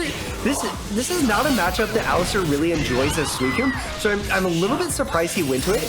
Be tough to play. Nice, the hail behind Mungans, catches with a throw. Good mix up there from Allister. Allister reestablishing a lot of control. We saw him charging Icy Wind, catches and converts. Allister was ready. The whole setup, you have to be able to know what it is. If you try and break out of it, you're just going to get hit by that the Icy Wind. And Allister now, oh, that could have been a huge comeback for SliceNDice if he actually broke that grab. But Allister fighting back, showing signs of life. Incredibly strong round there from Allister, just like Slice did to him in round one, not giving Slice any room to breathe. But now, with some trades back and forth, Allister with a nice grab on reaction to Slice's counterattack in his face, charges up the Icy Wind, throws it out. It would be chipped, but at least it calls out the Mimikyu. Both, I was about to say before Mimikyu, both players have full resources. Now Allister is up a support, but let's see how effective it really becomes with a CA against the wall. Suicune Hitbox is a little funky, still gets the combo. Yeah. And that's going to shift back to field phase. Allister, now with speed down, that can be so frustrating. Oh, Slice, such a great weight. And then the spacing on that Electro Web, just perfect. Taking the option almost off the table in Allister's mind, I'm sure, and just went to it perfectly. Allister now with a nice CA. Massive CA read there, turning the pressure all the way back around, forcing Slice's burst defensively. But he still has a life lead by a significant margin, actually. Allister just going for chip here. The Aurora Beams, the Icy Winds, Slice in with his burst. Allister still has his a few seconds on the clock to use it. No, caught by a CA. The backdash was caught, but this isn't enough to kill, but it's a lot of clock burnt and a slow reapplied. No wall splat too, which means he has to take the pressure. He reads the web! He opened up Curl. Oh! And I said Slice doesn't like to go to it, but going to it there, catching Allister with the 8Y, taking it 2-0 over Allister. Oh my god, that was very close to the end there. But wow, you're right. When you said he doesn't 8Y a lot, SliceNDice does not 8Y a lot. That might have been, I think, in the Suicune game, I think that was like the first just up close 8Y like that, like the whole game. I don't think he did it. I barely even think he did it against the Mewtwo either. Yep. Yeah. Wow. We rarely see it in neutral coming out from SliceNDice, and it's really interesting because he saves it for options like that, and it's so effective. And that's what I love about SliceNDice, just recontextualizing this character, making Pikachu Libre his own in a lot of ways, finding different things like the Mimikyu, and that's a huge win for Slice now, taking out Allister, claiming a big name in this tournament, sending Allister packing, headed back home. He can dock those Joy-Cons right on the Switch. He's done with them for the day. Go enjoy those clips, but his tournament run in Victory Road 4 has come to an end. Yep. Got the clips though. That's all that you can post those clips on Twitter, and that's all everyone will ever remember. It's just the clips. But yeah, that's super exciting for SliceNDice. That's, we were hyping this up to be like a really, really affirming matchup, like a really a reputation affirming matchup for him if he was able to win it, and he did it, and did it convincingly too. 2-0. Yeah. Really, really impressive. It had control almost the whole time. Allister had some good rounds, but Slice was really dictating the pace of that match through and through. So great seeing him develop as a player. And like we were saying, if not the best in Canada right now, one of the best, and really impressive seeing him continuing on. But I'm really curious, who's he going to be fighting against? Is it going to be Eclipse, or is it going to be Wingtide? That's gonna be interesting. Yeah, Eclipse versus Wingtide. I don't know. I'm curious what Wingtide will play. That's an interesting matchup because Eclipse is gonna play Weavile no matter what. That is the absolute number one and only one in Eclipse's mind. But I've seen a bit of Machamp versus Weavile and Aegislash versus Weavile, and they're both very explosive against the Weavile. Weavile does not have a lot of HP. Yes. But Weavile does have really strong movement options, so if Wingtide goes Machamp, I think that there's a chance that Eclipse's style just frustrates Wingtide. I don't know that Weavile is a matchup that a lot of players have a lot of experience with. Weavile is sort of a underappreciated and underpicked character who has an immense amount of potential, and Eclipse is one of the players showing us the peak of that potential. So I think that there's a chance that Wingtide, I mean, I don't want to guess. I think he probably goes the Machamp. It seems like usually when he's uncomfortable in a matchup or a matchup isn't one he goes to super often, though there is two sides. There is Big Homie Lee, who plays Weavile in EU. So Wingtide definitely has experience in this matchup, but Eclipse playing so much his own style. If I have to guess, I think we're seeing the Machamp, but we'll I would agree. And I think it really comes down, at the end of the day, I think like the big deciding factor between the two different characters is the HP pool. I think Machamp having the huge 660 HP just means, and Weavile's general like average low amount of damage, or lower amount of damage, means that like Wingtide can really, to a certain level, just kind of bash his head against the wall until something works. He has a lot more times to be wrong in the Machamp matchup than Eclipse does, than he would if he was playing Aegislash. Totally. And another thing, to your point too, Mins, Weavile can get some really big damage combos, but he doesn't want to be in the position where he's going for those, because to get those, you have to be right up in Machamp's face, right? So like the you have to be playing right where he wants you. Exactly. So that's dangerous. So we'll see how that goes. The Aegislash has a lot of good options for keeping Eclipse grounded. If that is the case. So let's get into it. Eclipse versus Wingtide, losers quarters, victory road 4. Both these players playing for the tournament life, and it is the Machamp coming out from Wingtide. You know, speaking of keeping Weavile grounded, which will be a huge factor in this matchup, I think Machamp also has a really strong option in Scary Face. It covers just a massive amount of the screen, and if you're in the air, you can't do anything about it. So actually, I think you could fastball, maybe, if you'll have like perfect timing. I think it does give you some invincibility. Like right off the bat, how is Machamp going to catch up to this Weavile? Yeah, this is really, really fast, Weavile. But Wingtide with a nice shift there on the forward light. And Wingtide, it's notable, I have to point out, not running Mew, running Umbreon as a counter pick to this Weavile. So just wants an option, a little bit of a get-off-me pressure. But Eclipse, the Togekiss still coming to play. Nice anti-air from Wingtide and a great combo off that. Yeah, so much damage already done. And Wingtide still has 400 HP. Like, effectively, he's still at a massive lead. Yeah, by 100 HP. Eclipse gonna tighten it up a little bit here though, finds a nice throw. Eclipse really good at utilizing Weavile's throw. Weavile's throw, one of the smallest grab ranges in the game, doesn't do a ton of damage. Eclipse mixes it in just to keep his opponents guessing, I think as effectively as any Weavile I've ever seen.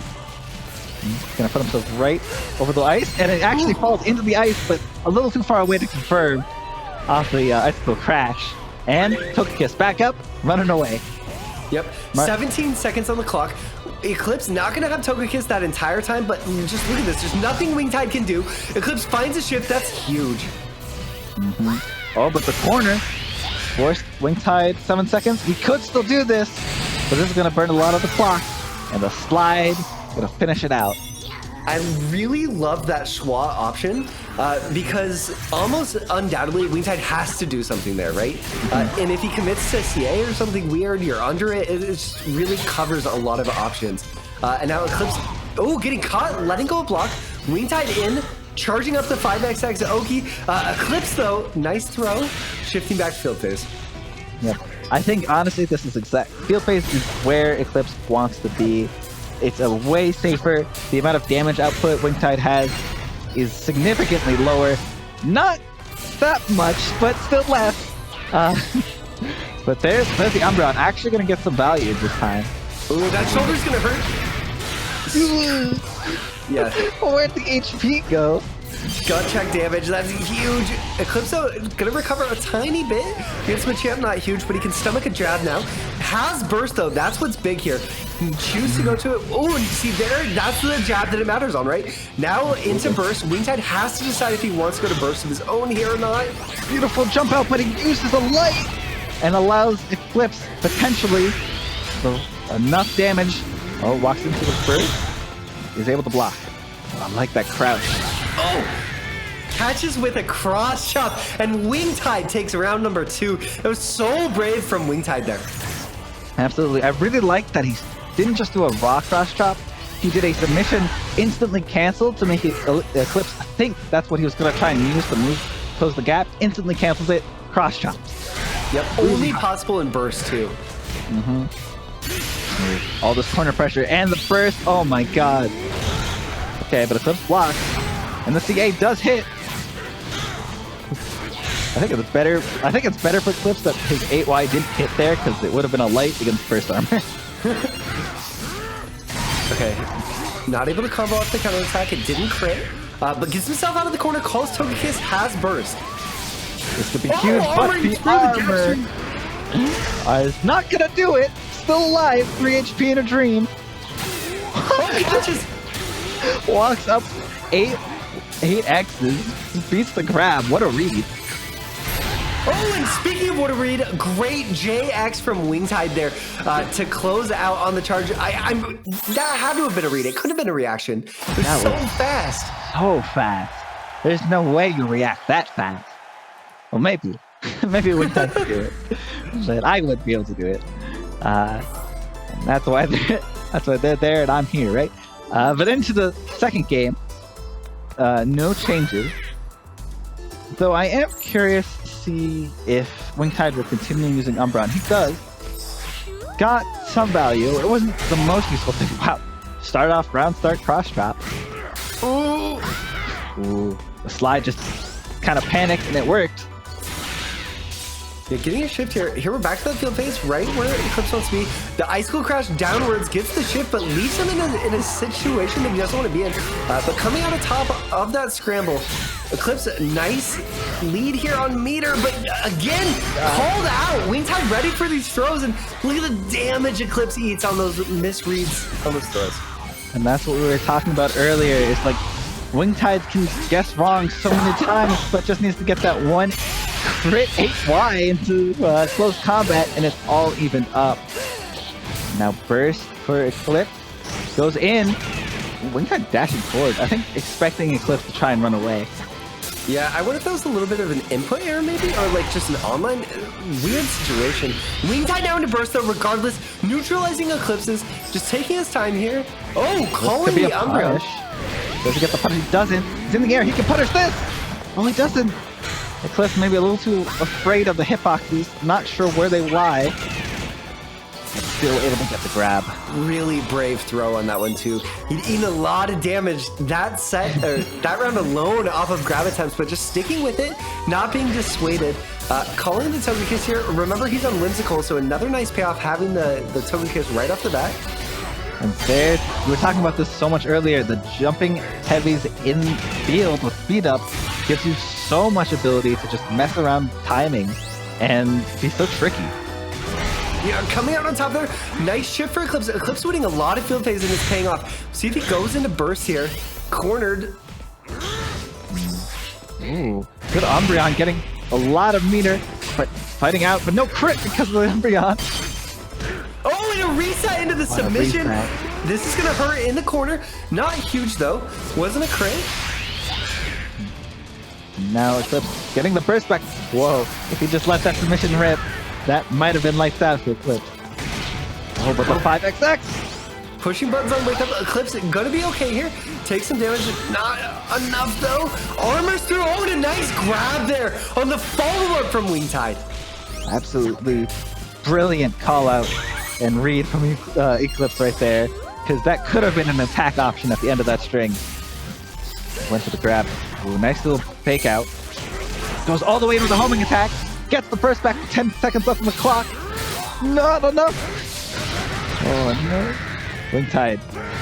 Yeah, Wingtide with a really nice use of that air strong, the armored, the flying press, whatever we're going to call it. His mix-ups on that have been really good in this set so far against Eclipse. It's something that Wingtide goes through. There's another example of that combo coming out from Eclipse. Can only do that because of the Toga Kiss. That was an interesting answer to the jumping heavy. Canceling into agility and the rapid slashes. That was interesting if that's an actual option. Oh my god, look at that like corner carry, making him move all the way to the other side of the screen. Yeah, so smart from Eclipse, knowing exactly how long the ice cold patches are going to freeze for. Doing it again. Oh, I'll just respace you. Walking to the corner. Oh, steals some meter on the way. Keeps the pressure going. These have been the situations where it's been a little bit scary. Oh my gosh, look at this combo. Oh, and it's still going. That was cute. Not a ton of damage, but, you know, damage is damage. Yep, stealing meter too. Pretty big in a situation like this. A little slow in there. Oh, caught again. That's huge damage from Wingtide still in it. Never count Wingtide out of any round. Wingtide on set point here too. Set point, full resources. This is as scary as Wingtide could be right now. I do not envy Eclipse. All right. Okay. Wow. What a smart bulk up. Oh my god. Knowing that Eclipse was just going to run away. Oh, this backdash from Wingtide, so smart. Just backdashes all the way out, goes in the burst, doesn't get a punish, but a little bit of chip. He has 15 seconds to work with. 12 seconds on the clock, and the grab from Uclay gonna keep him alive in this set. 1-1. Oh my god, that was a series of really smart back and forth decisions. And Wingtide, you know, Wingtide's been playing so patiently too. He's getting a lot of great grab reads. He's not pushing a ton of buttons on wake up. Doesn't want to, you know, play into Weavile's pressure. And Eclipse, even though Wingtide has gotten like 5-6 really good throw breaks, I don't know if it's been quite that much in these two games, but it's been close. And he's stuck with it. He's stuck with it. Yeah, he's just showing commitment to, you cannot condition. I refuse to be conditioned. I will commit to my options no matter what. And that's really strong to do. Wow, the jumping heavy missing from Machamp? I have never seen that happen before. Yeah, the Icicle Craft shift so interesting. It looks like it's leaving Wingtide in an advantage state after the shifts, but Eclipse finding a way to come out on top in that situation. Ooh. And the biggest thing that I think with the delays on shifting off of those like little ice traps, is I think it just messes with Wingtide's head. I think he's like, come on, let me just play. I just want to play. I just want to get back and start hitting you again. But, you know, wasting the clock, letting him sit there as he can't do anything, it gets in your head. It's definitely a mental thing. And speaking of mental, Eclipse playing really well that round, and now is in match point of himself. Yes, Eclipse looking very strong here, has full meter. Speaking of upsets, this would be huge. Wingtide, one of the best players in the world. Wingtide not moving right now. I know what's happening here. This is a moment of lag. Wingtide taking a second here, letting it come back. So unfortunate to see that in a match that is this high stakes. But Wingtide back at it, a nice grab on Eclipse here. Mm-hmm. I mean, honestly, I think standing still there was the best thing Wingtide could do. Just like, just relax, let the traps go away. Lag or not, I think that was the right decision. Funny enough. Slow it down a little bit, yeah, totally. Oh, a nice roll through the burst, then into the Umbreon. Ooh, that was a ballsy jab string, but it worked out. Interesting. I wonder if Eclipse could have potentially actually punished the Umbreon with the extended states and invincibility of the first activation. That would have been crazy. Yep. But that's been what happened, so let's just commentate what does. Wingtide getting grabbed again. Yeah, grabs really being the story of this match, both on offense and defense for Eclipse, right? Like, just coming out in his favor here. This could be punished, and that's enough! Oh Eclipse takes it 2-1 over Wingtide. Wingtide eliminated out of the tournament. Eclipse 2-1 from what looked like a really strong start from Wingtide. He had him up. He took the first game. He was up a round, and I think Eclipse just won 4 straight rounds. Yes. That's came back. Yeah, I very think he came impressive. back for Wingtide's set point. Just completely, it's so interesting, Mins, because Wingtide started off the defense so strong.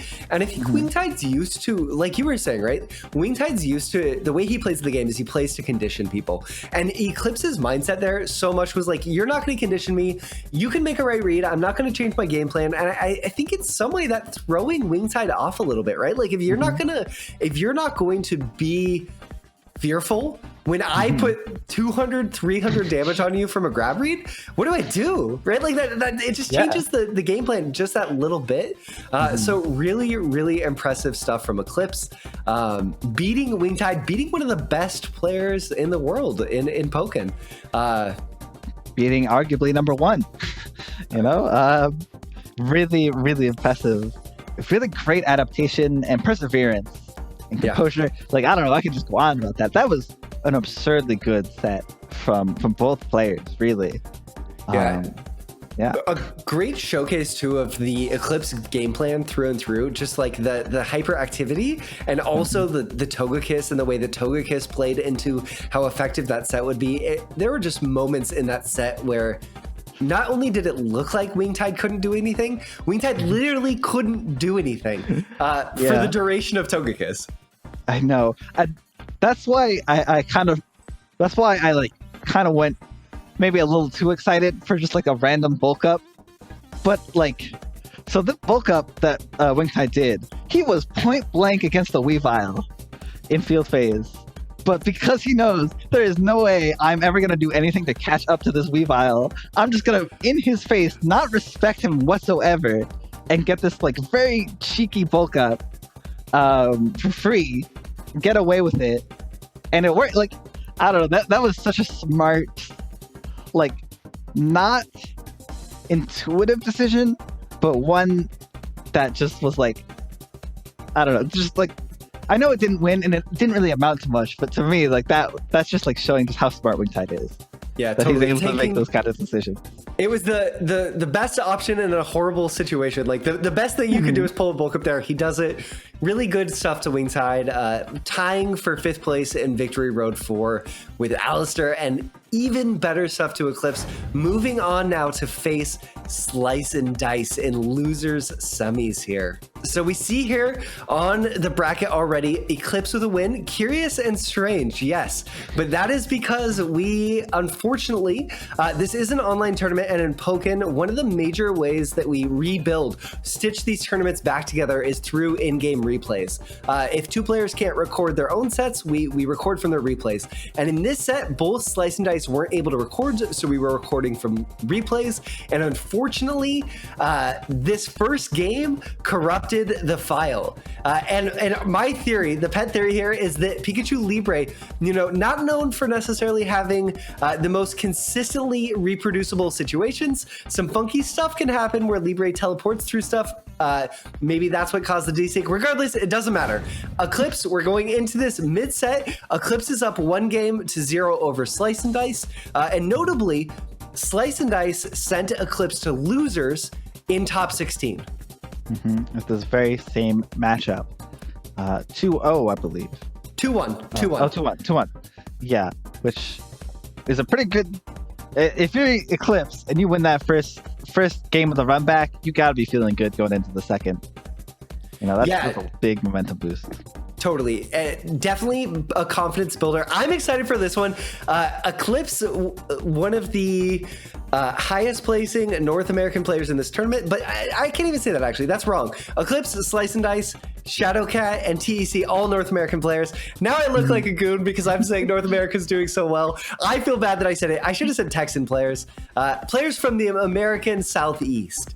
I'll say that. Excited to see him off, but let's get into it. I think this is going to be really exciting. It's going to be whose activity can control and overwhelm the other. I think SliceNDice likes to play a more patient read-based game, and Eclipse is all movement, all activity. So can Slice contain that? And again, just one more reminder, Eclipse is up 1-0 in this set over SliceNDice. Yeah. So Eclipse on set point. Yeah, these are two characters that are very fast, But interestingly enough, the games tend, or this is what I've seen, tend to go slow because characters are very good at avoiding each other. As it turns out, movement is hard to pin down if you don't have huge hitboxes. Totally. Oh, nice CA there from SliceNDice. Slice using CA so well in this top 8 so far and not stopping now. Oh, a little bit of an uncharacteristic drop from Slice there. Eclipse trying to anti-air with the Icicle Crash. Oh, but speaking of getting caught, catching with a discharge is SliceNDice. SliceNDice able to fight from the wall, getting that defense up, bouncing off, and getting a little tap on Eclipse. Eclipse getting the grab. Right as the defense up went down, so it gets as much damage as you can. Okay, back into the neutral. Yep, both players already with burst, 200cc characters going at it. It's going to be quick. Mimikyu coming out. There we see the power of Eclipse's Weavile's jabs. The 4Y recovering so quickly that it just neutralizes the Mismagius. Excuse me, the Mimikyu. And an interesting option, Eclipse, again, using the taunt to actually beat out both the Mimikyu and that discharge, getting a huge amount of damage. And now has full screen and only 15 seconds left on the clock. Full burst, it's going to take a mountain for SliceNDice to come back from this. Yeah, Slice knew it. Went for a wild charge there. Would have been one of the things that could have given him enough damage to jump back in. Spark helps. Slice is definitely still in this. Eclipse knows it. He's going to burst to try to just make this win a little bit more certain. One of Weavile's strongest characteristics is that timeout potential, especially in burst. Getting that second Icicle Crash can just burn the clock like it's nothing. You can just go to the skies and just run away. Oh, wow, the tracking, catching the double scheme with the jumping heavy, getting a grab. This is a lot of meter built. Practically, both players even. And it won't really matter who wins the field phase because they both will get meter by the time this round is done. Yeah, Eclipse working his way in. Oh, but the punish, you still want to come out on top. Eclipse now with burst. Slice catches with an AY there. Nice, goes into the grab on the mix-up. Eclipse gonna burst just to keep out of the mix-ups entirely. Calling the token kiss now, rushes in, triggering the Mimikyu, goes to the taunt like you were saying, Minz. Wants to, basically uses it as an advantage, allowing himself to just pull a taunt and go to that. Catches with the Icicle, now straight into burst. This is gonna drain meter, not a ton of damage. It's gonna scale wild. But it's the meter. Meter is everything at this phase in the game, and that could be it with only 29 HP. It is Eclipse gonna take the game, and that is, since this was game 2, that is the set. That's the set. So Eclipse moves on. Feels a little anticlimactic not seeing the first one, but great stuff to Eclipse coming out on top of SliceNDice in that fashion. Slice going home at 4th. An amazing showing for Slice, though. Really good stuff to him, making it through 111 registrants, you know, coming down to 4. Slice, like Cloud and Away, part of that even newer generation. We talked about, I would say, TEC, a player who was part of the new generation of Pokken when DX first came out. And now we're like onto the second, third, fourth, like the second or third wave of DX players, which is really exciting. Yeah, Slice which is great. That's a great problem to have. Exactly. Players that you need to qualify. Yeah, it's so cool to see these players, and I just hope they keep coming and they keep showing up and they keep making upsets. Like that's all I could really ask for. Totally. And if you're watching at home and you know you've picked up Pokken, you didn't even pick it up when DX first came out. You've picked it up maybe in the last year, maybe in the last 6 months. Let players like Slice and Cloud be an inspiration to you. These are players who've picked up the game and have put in the time, but have gotten the reward out of it. And that's one thing that I love about Pokken is Pokken really is a game, you know, where and not always, not for everyone, but what you put in, you really do get back out. A lot of these players have put in time and it shows, but you can make it quickly and get the results, so stick with it. But good stuff to Slice and Eclipse looking very strong, Minz. Eclipse is an enigma. I swear there's an Weevil player named Enigma. But anyways, he really is. It's like, he is looking so well this tournament. Really coming out guns blazing, controlling. I'm just not letting anyone get in his head while, you know, just dictating and having utter confidence in every action he does. Yeah, you can really sort of see it in the play. I think it. Yeah. The other confidence, I think, encapsulates Eclipse perfectly. He's never second guessing his last choice because he's already on to figure out what he's going to do next, and a huge asset for him. But now there's just 3. We're down to 3. Eclipse guaranteed top 3 at this tournament, but we're going to take a trip back to the winners final. We got to jump back a little bit from here on out to best of 5 Pokken. Best of 5 Pokken. So you got to win 3 from here on out. Going into this winners finals is going to be TEC versus Shadowcat. I want to do a little bit of background here. TEC and Shadowcat have played 3 times historically. They have played at Eye of the Storm 2, Michigan Masters, and Smash and Splash. Each time, Shadowcat has beaten TEC. The first time they played Eye of the Storm 2, Shadowcat lost as Breaksin. Breaksin, a matchup that Shadowcat says against Scissor can be a little bit troublesome, so Shadowcat pivoted to the Sceptile and closed it out. The other 2 times, I believe he did it with Breaksin alone. I'm not positive, but so this will be really, really interesting to see. Do we see Shadowcat just go with a Breaksin, or is he going to pivot to a Darkrai, or the Sceptile that's worked in the past? And on TEC's side, can he do what he's done twice this tournament already and slay a demon? He's taken out Jukum, who's given him trouble, took out Slice, who's given him trouble. Now he's reached another plateau for him, Shadowcat. Is this the time in this winners finals that he's just gonna ascend to bug heaven and show us all new levels of Scissor? I sure hope so, because that would be amazing to watch. I mean, I really don't know. It's gonna be. I really hope it's a close match, because I think I really enjoy watching TEC's play.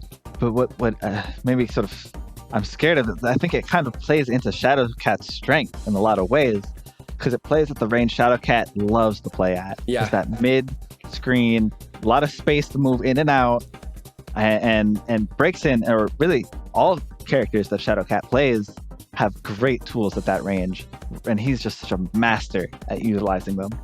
Totally. And that mid-range, I think controlling that mid-range means you said it perfectly, is going to be the deciding factor in this set. If Shadowcat does go Breaksin, one thing I'm going to be on the lookout for that I know TEC, that I want to call out, he uses high stance super, super well. And high stance in this matchup is very interesting because at mid-range, it can armor through Psywave and also through Boomerang. So neutralizing 2 strong mid-range tools that he can use on reaction, but high stance can be a little bit tricky because you leave yourself open. You're not blocking, you're just covering those 2 options, so you leave yourself open to others. So I think there's a potential we're gonna see really rich mind games at mid-range, and that makes me so, so excited. That is crazy. I didn't know it. I knew it armored Psybeam, because I knew Blaziken also does that. I did not know it armors Boomerang. That is very interesting. That is a very, I want to say it's a commitment, but it's like you're just holding up. But it feels like a commitment to not do anything, stand at a very dangerous range, and just kind of don't press block. You know, it's scary to look the bull in the eyes like that. But we'll see if we can do it. It is a little bit of a commitment too, just because there's a few frames between when you have the high stance engaged before you can go back to the block. So if TEC is not confident in it, a Boomerang could catch you going into it, could catch you going out of it. So we'll see. But TEC, again, I've said TEC has done some stuff better than anyone else in the world a number of times this stream already. But I'm going to say it again. I think TEC uses high stance better than anyone else in the world of any character. And now let's get into it. And TEC, please don't prove me wrong. I really hope the first dual phase is just gonna have him like trying to high stance and instantly get hit by a Boomerang. We shall see. Curious to see what supports we have running for TEC and Shadowcat here. TEC has bounced around on a few different options here.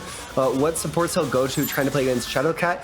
Magikarp, I think, is a safe bet, and Shadowcat is running the Litten. I love this decision. That is fascinating. So strong against Scissor, a great option to go to because it shuts down his hover cancels, and in burst you can get huge damage off it. So really interesting for Shadowcat. He's used a Molga a lot in the past, now in the Litten. Here's that mid-range, just like you were talking about. It's the mid-range rush. There's the high stance, just like you were talking about. The respect these 2 players are showing each other right now is really high. But TCU misses on the input for the bullet punch, and oh, it's kind of a weird conversion from Shadowcat. Yeah, so Litten, we should say really quickly, Litten, really interesting support in Pokken Tournament DX because it has 3 different versions depending on your HP. It can link into I-15s starting on the first one, but you have to be really close. That's a frame speed. Once you're at half HP, it's a little bit better, and all the way, Rage Litten does a massive amount of damage. So now if Shadowcat has Litten, it's going to be huge, but TEC with tons of control here. Shadowcat, though, with a nice field phase win, buys time for Sunny Day, closer to that Litten, there it is. But now the Magikarp is up. TEC might be able to take a couple of risks to get in. Whoa. I don't know what Shadowcat pressed, but it pushed TEC all the way back to the side of the screen. Forcing the burst, round 1. Oh, misses the grab attempt. Here's the Litten. It's at least going to put some chip out, give Shadowcat time to keep some pressure up. Very risky U-turn, but it pays off. TEC able to take the first round. And the interesting thing to think about here is that Scissor, one of the 3 characters in the game with a heavy shield. Yes, yep. Normally, break-ins and burst modes have extremely high shield break pressure, but not against Scissor. Yeah, that's great to call that out, Mins, too. And so much of Shadowcat getting into the corner, getting your shield red, and it can be so scary. And TEC can just afford to sit and block a little bit longer than most characters. Really interesting point you're making there. There we see that mid-range goes for the Metal Claw, catches. How did he have enough time to charge that up? I don't even know, but Shadowcat got the side split swap, and then the combo. It's a really close round right now. Both players very low HP. Yeah, then we see that hover cancel into homing allows Scissor to block out of hover cancel super quickly. We'll see TEC use that a lot. Utilizing it there to come out safe in a position in that field phase. Both players in burst now, though. Playing the mid-range game, 30 seconds left on the clock. Ooh, the Metal Claw, but no swords to follow it up. Dashes up grabs is not going to be enough for the kill. 4 HP. Down to 1. Sword not reaching, actually. A great awareness. Has to block. Yeah. There's the homing attack. TEC taking game number 1. So really quickly there, I think Mins that TEC exhausted, Synergy exhausted at a point that saved him from eating a Litten. Shadowcat called it right as there was an interesting trade there, and I think the exhaust saved him. Really interesting. I'd be curious to go back and take a look at that after the stream. But nonetheless, TEC coming out on top in this game number 1 against Shadowcat in this best of 5. So Shadowcat sticking with the Litten, not going to be dissuaded, and sticking with the breaks in. Winners finals, TEC looking strong. Pulls the sword, going to get punished for it. Gives Shadowcat a full screen to work with, but he's already getting pushed into the corner. TEC is the one who has all this real estate to work with, but gets hit by a CA. Shadowcat just going to take the setup. Ooh, catches with the boomerang there. No armor around. Shadowcat not overcommitting. Doesn't catch and go with a 2x or anything. While they're playing this mid-range game, excuse me, talk about why they go for high stance. Oh, Shadowcat catches with a CA. TC's going for that high stance just because it's a less committal way to deal with that pressure in mid-range, right? So going for that can be really helpful, but now getting caught by the boomerang up close. Shadowcat not eating the counterattack, but TC, a nice back Y, catches the shift and gives him time to pull a sword. Now back to the full screen, but this time he has a sword, which allows him to do a lot of riskier options. Approaching, try to go for a jump above the boomerang, but was a little too low. Still got clipped. CAs. Those car cancels, yeah. So good. The little Ember actually triggering the Magikarp at the max range of the CA from Shadowcat. TC mashes out of the grab. Yeah, great throw break. Look at this damage, this situational follow-up too with the 6YY to wall spot. Wow, great awareness with Scissor from TEC, of course. And now Litten, look at the damage of the chip. Disgusting. The chip, the clock, everything. Shadowcat played it all and got the round win. Let's see, how does he... But it was forced to burst. That is important. TEC, if he wanted, could try and do for an aggressive preemptive burst to put a lot of pressure on Shadowcat right now. There's another one of those hover homing cancels. Shadowcat now actually pivoting to Poplio. TEC winning that first field phase, but Shadowcat can do some disgusting stuff with Poplio breaks in if he's given the room to do it. I think Poplio is, in a lot of ways, Shadowcat paying respect to the fact that TEC had full meter. He wanted that on-command attack buff, just in case TEC was going to try and go aggressive and pull that card. Yep. Beautiful jump over. Shadowcat respecting TEC's car cancel of armor of the counterattack so much there, because against most scissors, you could just go to 2x and punish the counterattack, but TEC's so consistent with the car cancel, you do armor to armor, and Shadowcat can't get a consistent punish on the counterattack. Dash up into the first attack is negative. That's going to do a lot of damage with the attack up, just barely still on. It's down to 30. Shadowcat now to pressure, goes and finds a grab. Shadowcat ties it up 1-1. And remember, this is best of 5. So we're not quite on match game yet, but it's very close. Yeah, just to go a little deeper into what I said too, because the mind game might be confusing for folks. Scissors counterattack is a high. Most players, when they use it, cannot cancel.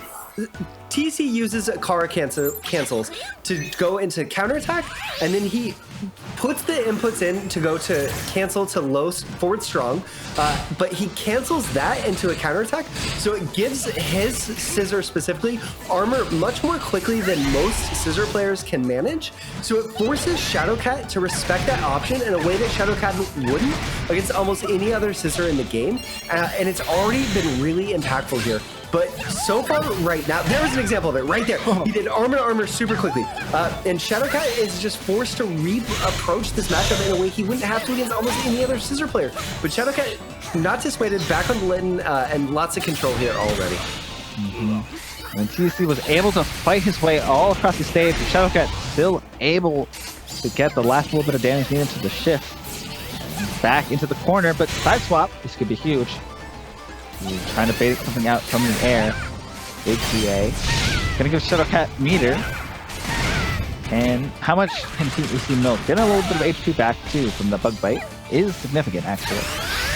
TC with the decision there, does he want to put staples on the ground or pull a sword? He decided he wanted to pull a sword. Shadowcat in burst here, throws burst out. TC not going to get caught by it, safe, works his way in.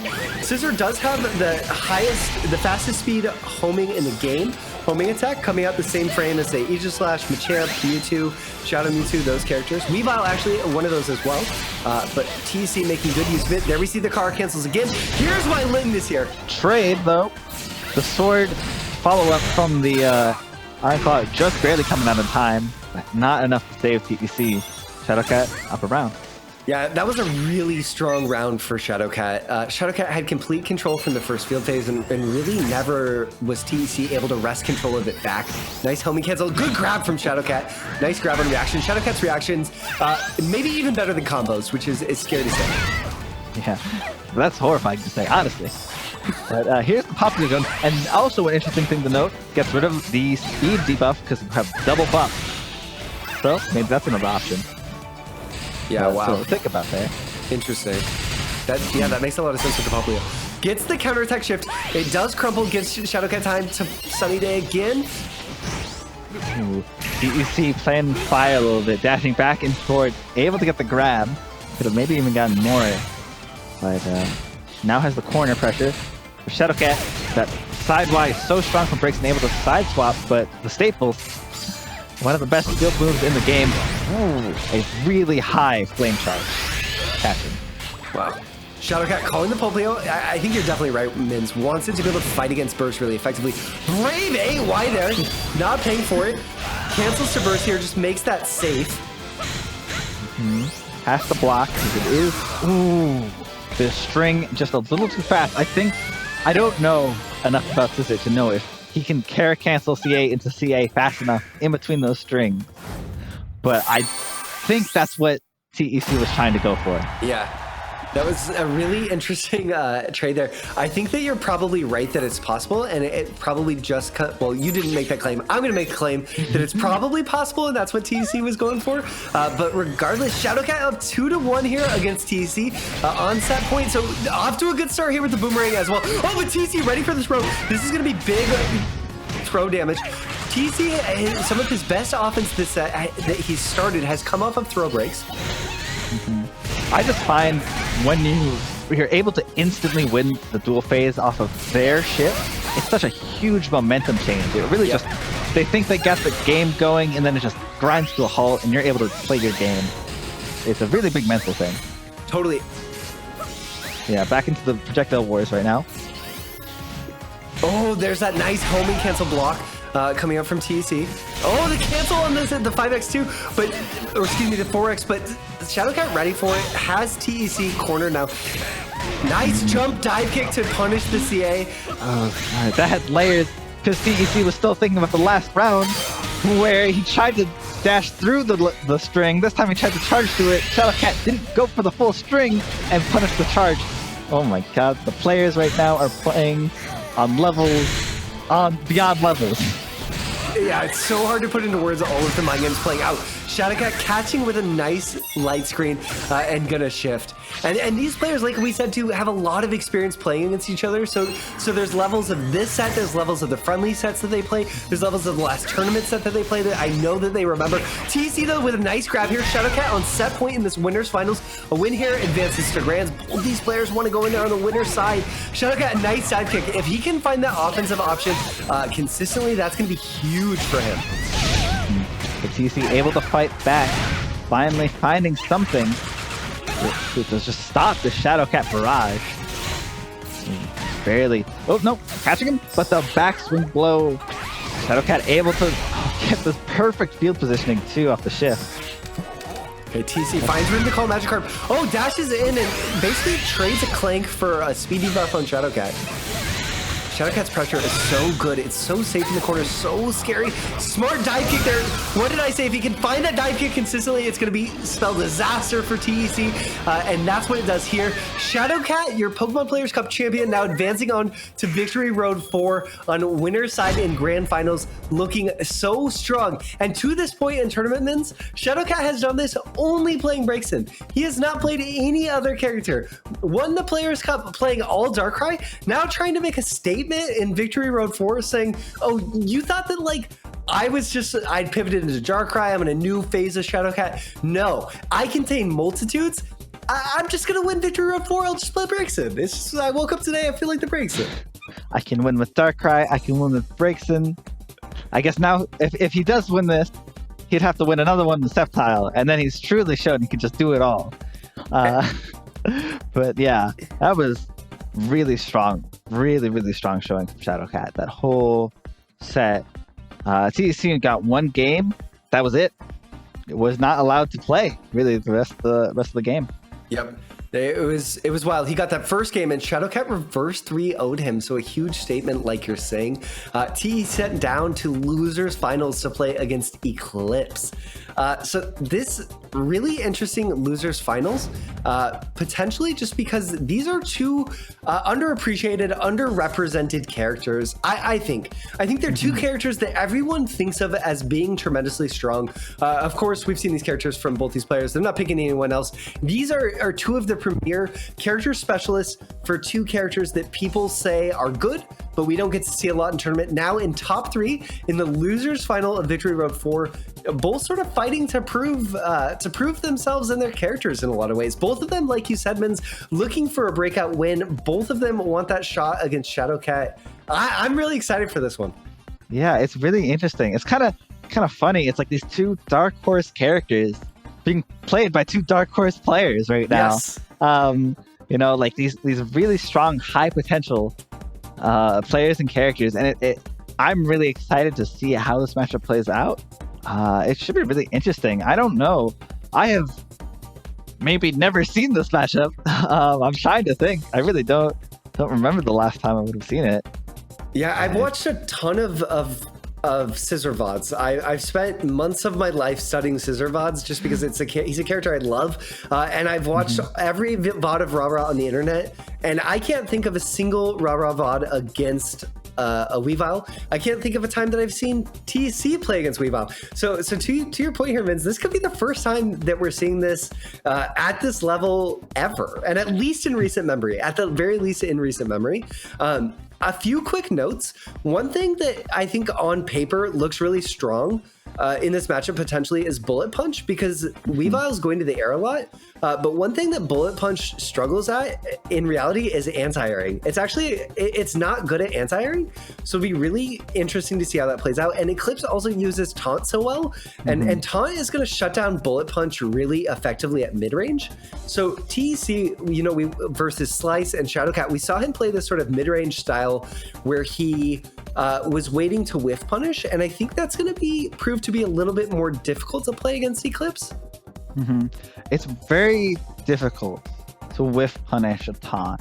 Taunt is a very fast move, doesn't have a ton of end lag. What I would like to see, what I think the way you do it, the way you play that mid-range against the taunt, besides just like changing and having very different timings and trying to be unpredictable and all that, would be trying to intentionally whiff the bullet punch or outspace yourself on the forward A to make it whiff on the taunt. And then because Scissor can still follow up with the sword follow-up on his specials, even on whiff. So if you're able to try and bait out that way by getting the move that the taunt would have worked on to whiff, you could then whiff punish it with the follow-up, and that would be the big brain play.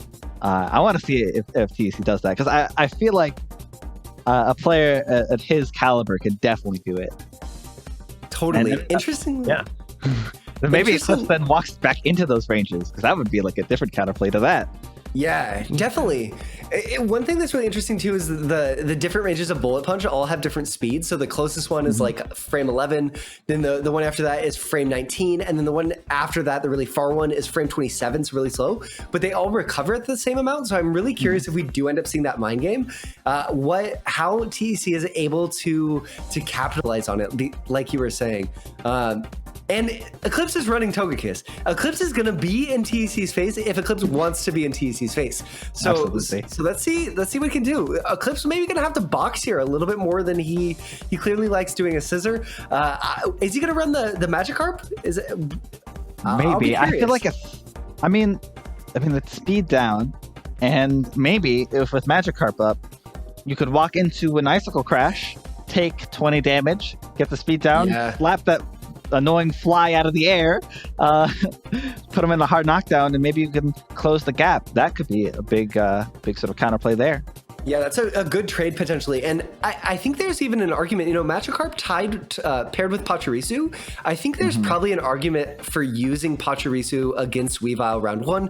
Magikarp, of course, I say that because Magikarp, for those who don't know, some supports charge and recharge at different rates. But if you start a round with it charged, it counts as recharging just from there, right? So Magikarp takes 50 seconds to charge, but only 20 seconds to recharge. So a common strat with the Magikarp Pachi support set is using Pachirisu round 1, using support cheer, then going straight into the Magikarp. We'll see if we see that. I really like your idea too, Mins, of making an intentional trade with an Icicle just to get to slap you Eclipse down and get a speed debuff on him, control him a little bit. Also, final note, if Eclipse is running the Togekiss, Bug Bite could steal that. That's a really relevant potential interaction.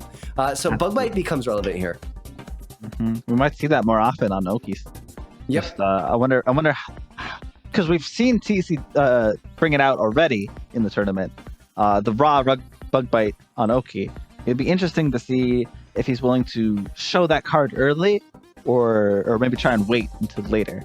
Yep. He'll play that mind game cancel in Field Phase 2 where he does Bug Bite cancel into homing or Bug Bite cancel into something else. So maybe he'll develop that a little bit more if he wants to make Bug Bite a more relevant option thanks to the Togekiss. Regardless, let's fire up the replays and get into it. I want to see this. Eclipse versus TEC, Victory Road 4, Losers Finals. Winner goes on to face Shadowcat in Grands. Here we go. All right, let's go. And it is the Pachirisu Magikarp, but he's going Magikarp round 1. He's not trying to start with the Pachirisu. Very interesting. So it's going to be a slow to start, but maybe, TEC likes to play a slow, methodical game anyway. So I could see the argument that if any player, if they're going to make Magikarp work, it's going to be TEC. Nice walk to the corner from Eclipse there too. Just, again, making every single second of that stun count. Yeah, I can say with pretty solid confidence that this match is going to go 50 seconds. For sure. Yeah, these characters, they're not going to go for big knockout hits. They're going to go, whoa, what? Was that an intentional mind game? No way. That was a misinput and a capitalization with the silver win, but it worked out in TEC's favor. That was wild, though. That would have been, yeah, that looked really cool. At the very least, at the end of the day, that's all that matters. And TEC now has the corner, gets air to air. Huge. Ooh, drops on the corner. Didn't use the sword on the aerial ace. Yeah, a little low, so I think a little nervous that it was going to potentially drop. I don't know that. But Eclipse not with the drop. A nice pick up here. Catches the burst. This is going to steal some meter. Resets a field phase so he can get those burst-enhanced traps thrown out. Gets a few more on the screen. Nice dive kick from TC. Bold dive kick. He was maybe a pixel away from that icicle. But there it is anyways. And now he doesn't have the magic grab either. Grab, he is still alive from those grab, but not the damaging move that kill. Signal Slash coming out. Eclipse trying to build up that Token Kiss. 7 seconds left on the clock. Oh, caught by Metal Claw, and TC's I'm gonna say, steal that round right from Eclipse. Yeah, really smart from TC. Everyone thought he was gonna run away with the clock. Only 7 seconds left. Eclipse was trying to go for the support to get the health and movement speed, and try to walk forward, but then just gets Metal Claw right in the face. Yep. Metal Claw, one of the best lunges in the game. Really interesting trades. It goes really far, further than a lot of lunges like Decidueye's lunge or Bone Rush from Lucario. Brilliant Bug Bite there from TC. That is a statement Bug Bite right there. That is, I know you are going to taunt Bug Bite right there. Because everyone, almost everyone will just use a fast attack to clash with whatever TC tries to do. But the Bug Bite is a hard taunt call out. But now Eclipse is running away with burst. So and he's gonna get caught here. Absolutely. Not gonna kill. He's gonna do a lot of damage and gonna keep TC away from his own burst, which is still huge. The A, not good enough. Grab, Eclipse. Gonna take it. 1-1 in the first round. First game. 4X, an Oki option that Scissor has in a lot of matchups. Not one that he has here, notably. Weavile can 2X under it for free. It's an interaction that's really rare, so we're not going to see that from TC at all. We saw it a little bit against Shadowcat, but you'd think it'd be really strong against Weavile, and it would be, but it's just not an option because of that. So if anyone's wondering why TC's going for some different Oki, it's because that's just not an option. Nice trade from the Magikarp there. I'd say if you use Eclipse, you're pretty happy with that. It gets rid of the support. I mean, you are speed down, but so right now with the speed down, he's playing the infighting game, so the speed isn't really a big issue. As long if you're in the face, you don't have to move. Yep. Quartered himself off the grab. Weavile's grab, really interesting in that it swaps your side where you do it. So if you have the field phase, it'll shift you to be in the corner in dual phase. So something to be mindful of. TC, we see those car cancels. Versus Rand catches with the hover Y. This is gonna be really good damage. Nice situational follow up there from TEC to get max damage, showing off his expertise. Really good stuff. Eclipse calling the Token Kiss and then into burst. I really like that string from TEC, using the attack into the cancels for the special, to cancel that into the dash, to cancel that into the attack. There's a nice pressure string that just kept going that I think caught Eclipse just off guard for how long it was his turn. Totally. TEC having a really hard time getting a footing on Eclipse here. Eclipse, Tailwind, Weavile just so strong. 14 seconds left on the clock. TEC with the HP lead until I said that. Now Eclipse on top. 10 seconds. The meaty Ice Punch does good chip and puts Eclipse very flush. But the Night Slash gets counterattacked, and TEC is going to take the first game. Again, best of 5. Yeah, TEC looking really good there. TEC catches these hover Ys, these hover lights at max range better than almost anyone. It's really impressive to me how well he can space that move. He'll do it just right where the hitbox comes out. A lot of people, when they use that move, are trying to hit like right on the claw. And TEC, when he does it, is trying to hit at the edge, the very front, and it's so good. Yeah, he really just hits at the very arc, the very tip of that arc. And it's just so impressive every time. When we do Ice Punch again, very flush. So flush, and it's gonna pay off. Because this is the few times Weavile actually gets to show off some pretty solid damage. Yeah, those wall combos super damaging. Okay, Eclipse to the air. Dangerous to be because of the U-turn, but unluckily TC gets a trade. One of Scissors' weaknesses is that his reversal U-turn is not a consistent option. Just not one of the best reversals. So it is one of the few in field, but not even going to get to go back into field that round as Eclipse takes it. Yeah. Eclipse looking strong here. TC starting with Magikarp. We'll see if he calls it off the bat or if he's going to wait for a dual phase. Looks like he's going to save it. Throwing some swords, but he gets caught. Pushed to the corner. I like that cancel. That was really smart of Eclipse. Sets up the Ice Punch Oki. That was such a cool interaction from phase to duel. I am amazed that TC had the audacity to press a button there. After like 4 times in a row, Eclipse went for the Ice Punch Oki into attack option. TC was like, you are going to grab now. Alright, but Eclipse into the burst and into the air. Now movement speed. Good patience. I really like those 2 forks cancels in neutral that TEC did a second ago. Trying to bait the 2x at max 2x range, so smart, but now has cornered himself. Eclipse here, not overcommitting. No one coming out on top of that 2x whip, but Eclipse TC finds a hover light and into the bug bite. No Togekiss buff to steal, but finds himself time to call swords and has a nice HP lead here with 20 seconds left on the clock. Ooh, max range counterattack puts him all the way full screen. But that's going to be a nice little taunt. Going to give himself a little bit of meter. Oh, but just barely out of range. Catches with a sword dance throw too. That was sick spacing for TEC, and Eclipse, yeah, just barely missed spacing that. Eclipse now has full screen to work with. In and out. Wow, that's really good spacing. He started that forward heavy from so far away, and Eclipse was still able to get it. TEC's throw techs have been so good, and I love that he's going for this 2Y into Metal Claw throw break. I'm stealing that. Way better than the 8X. It was really clean. Smarter than the Bullet Punch because you don't have to worry about overcommitting.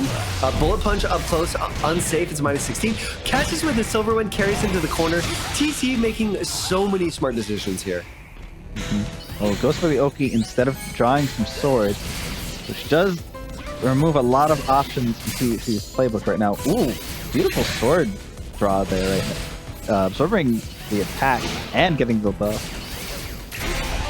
The A gonna go through everything with the hit. Nice. Baiting out the full shockwave. I'm surprised. Aggressive burst. Oh, that was an aggressive walk-up grab. This time walk-up burst. Eclipse into it. Oh, TC spaces around it. Goes through. Okay, catches it, and that's going to close out game number 2 for TEC. In that scramble situation, TEC coming out on top. Wow. I wasn't sure who hit who there for a second, because they both just went through each other, and then there was particle effect. Yeah. It was kind of hard to see. Yeah, so burst attacks, both of them, both Weaviles and Scissors have a lot of invincibility that allow them to just sort of move past each other and completely avoid each other, like ships in the night. Okay, so TEC up 2-0 here. He needs one more game to close this out and get his run back on Shadowcat. Can he do it? Spacing these sword dance throws so well. Gets a grab after your super plus after that projectile in most instances. Not that close, I don't think. Oh, that Kara cancel so smart. Whoa. Staples out, just keeps the pressure up. Stuffing out the counterattack. We see the strength of Scissors homing coming into play. Oh my god, look at that movement. Right above and flying above the Molga, which is an interesting adaptation. I didn't even notice. Yeah. Not Togekiss. Fighting out of the corner. Really good stuff from TEC. Again, a throw break. He's so difficult to throw in this whole tournament run, really.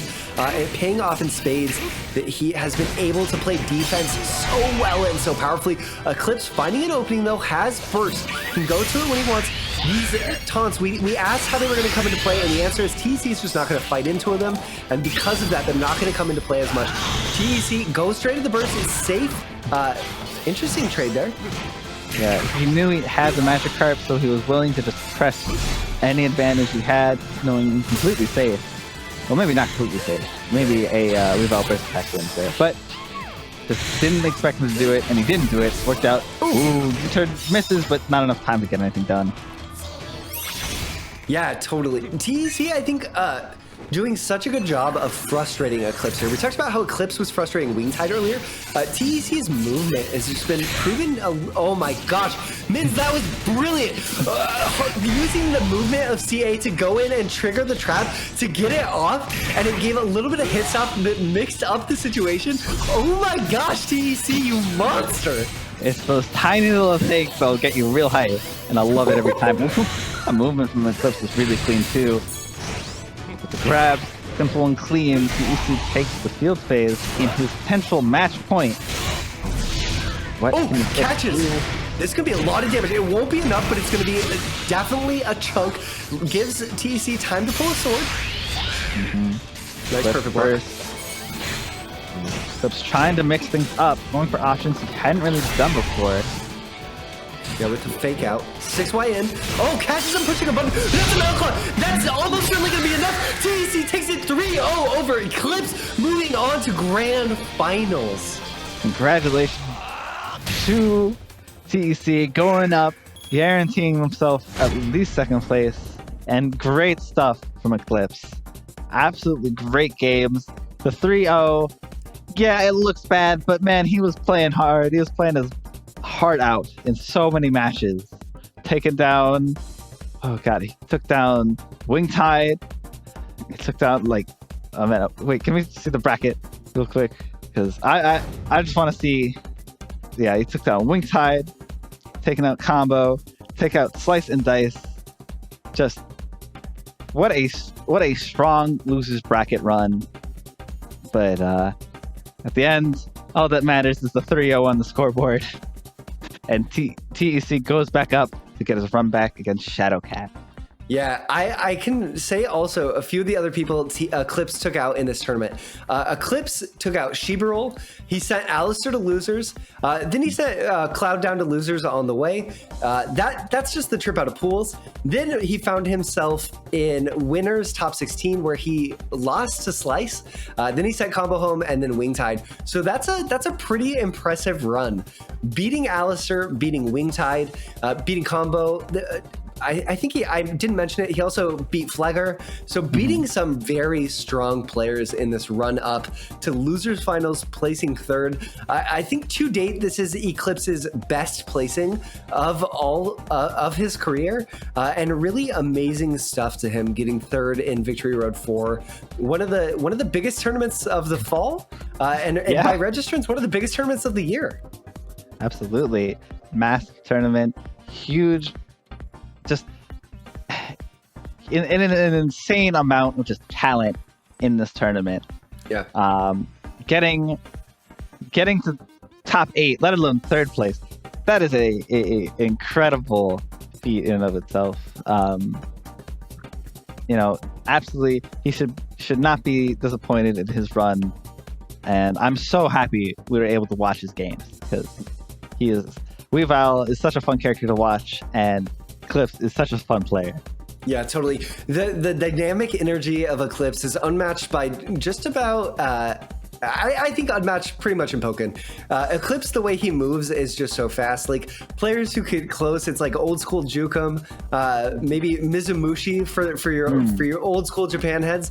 A really, really active Weavile player that honestly, in some ways, Eclipse reminds me of, but Eclipse has taken that style and made it something so much his own. The way he works taunt into his game plan and the hyperactivity. So like Min said, just incredible stuff to Eclipse getting third at this tournament. Not the last we're going to see of him, and almost every tournament Eclipse goes to, he's been top 8ing, getting better and better, taking out Wingtide. I think Eclipse is among the top tier threats in North America, and a really, really scary Pokken player. Absolutely. In a lot of ways, it's reminding me a bit of sort of Jukum's journey, where he started and he was doing well, would have some upsets here and there, and then slowly he was consistently getting top 8. Slowly he was consistently getting top 4s, top 3s, and who knows, If Eclipse continues this trend, like I'd be so excited to see where it goes. It's clear from this tournament he can beat anyone in the world, and yeah, I'm so excited to see too for him to get that chance again in the future. But now it is TEC's chance. It is his chance at the run back against Shadowcat, and it is Shadowcat's chance. Shadowcat's chance to win another tournament, the second major tournament in a row for him, having won the Pokemon Players Cup, which was really multiple tournaments in a row. Shadowcat, an amazing player who's really...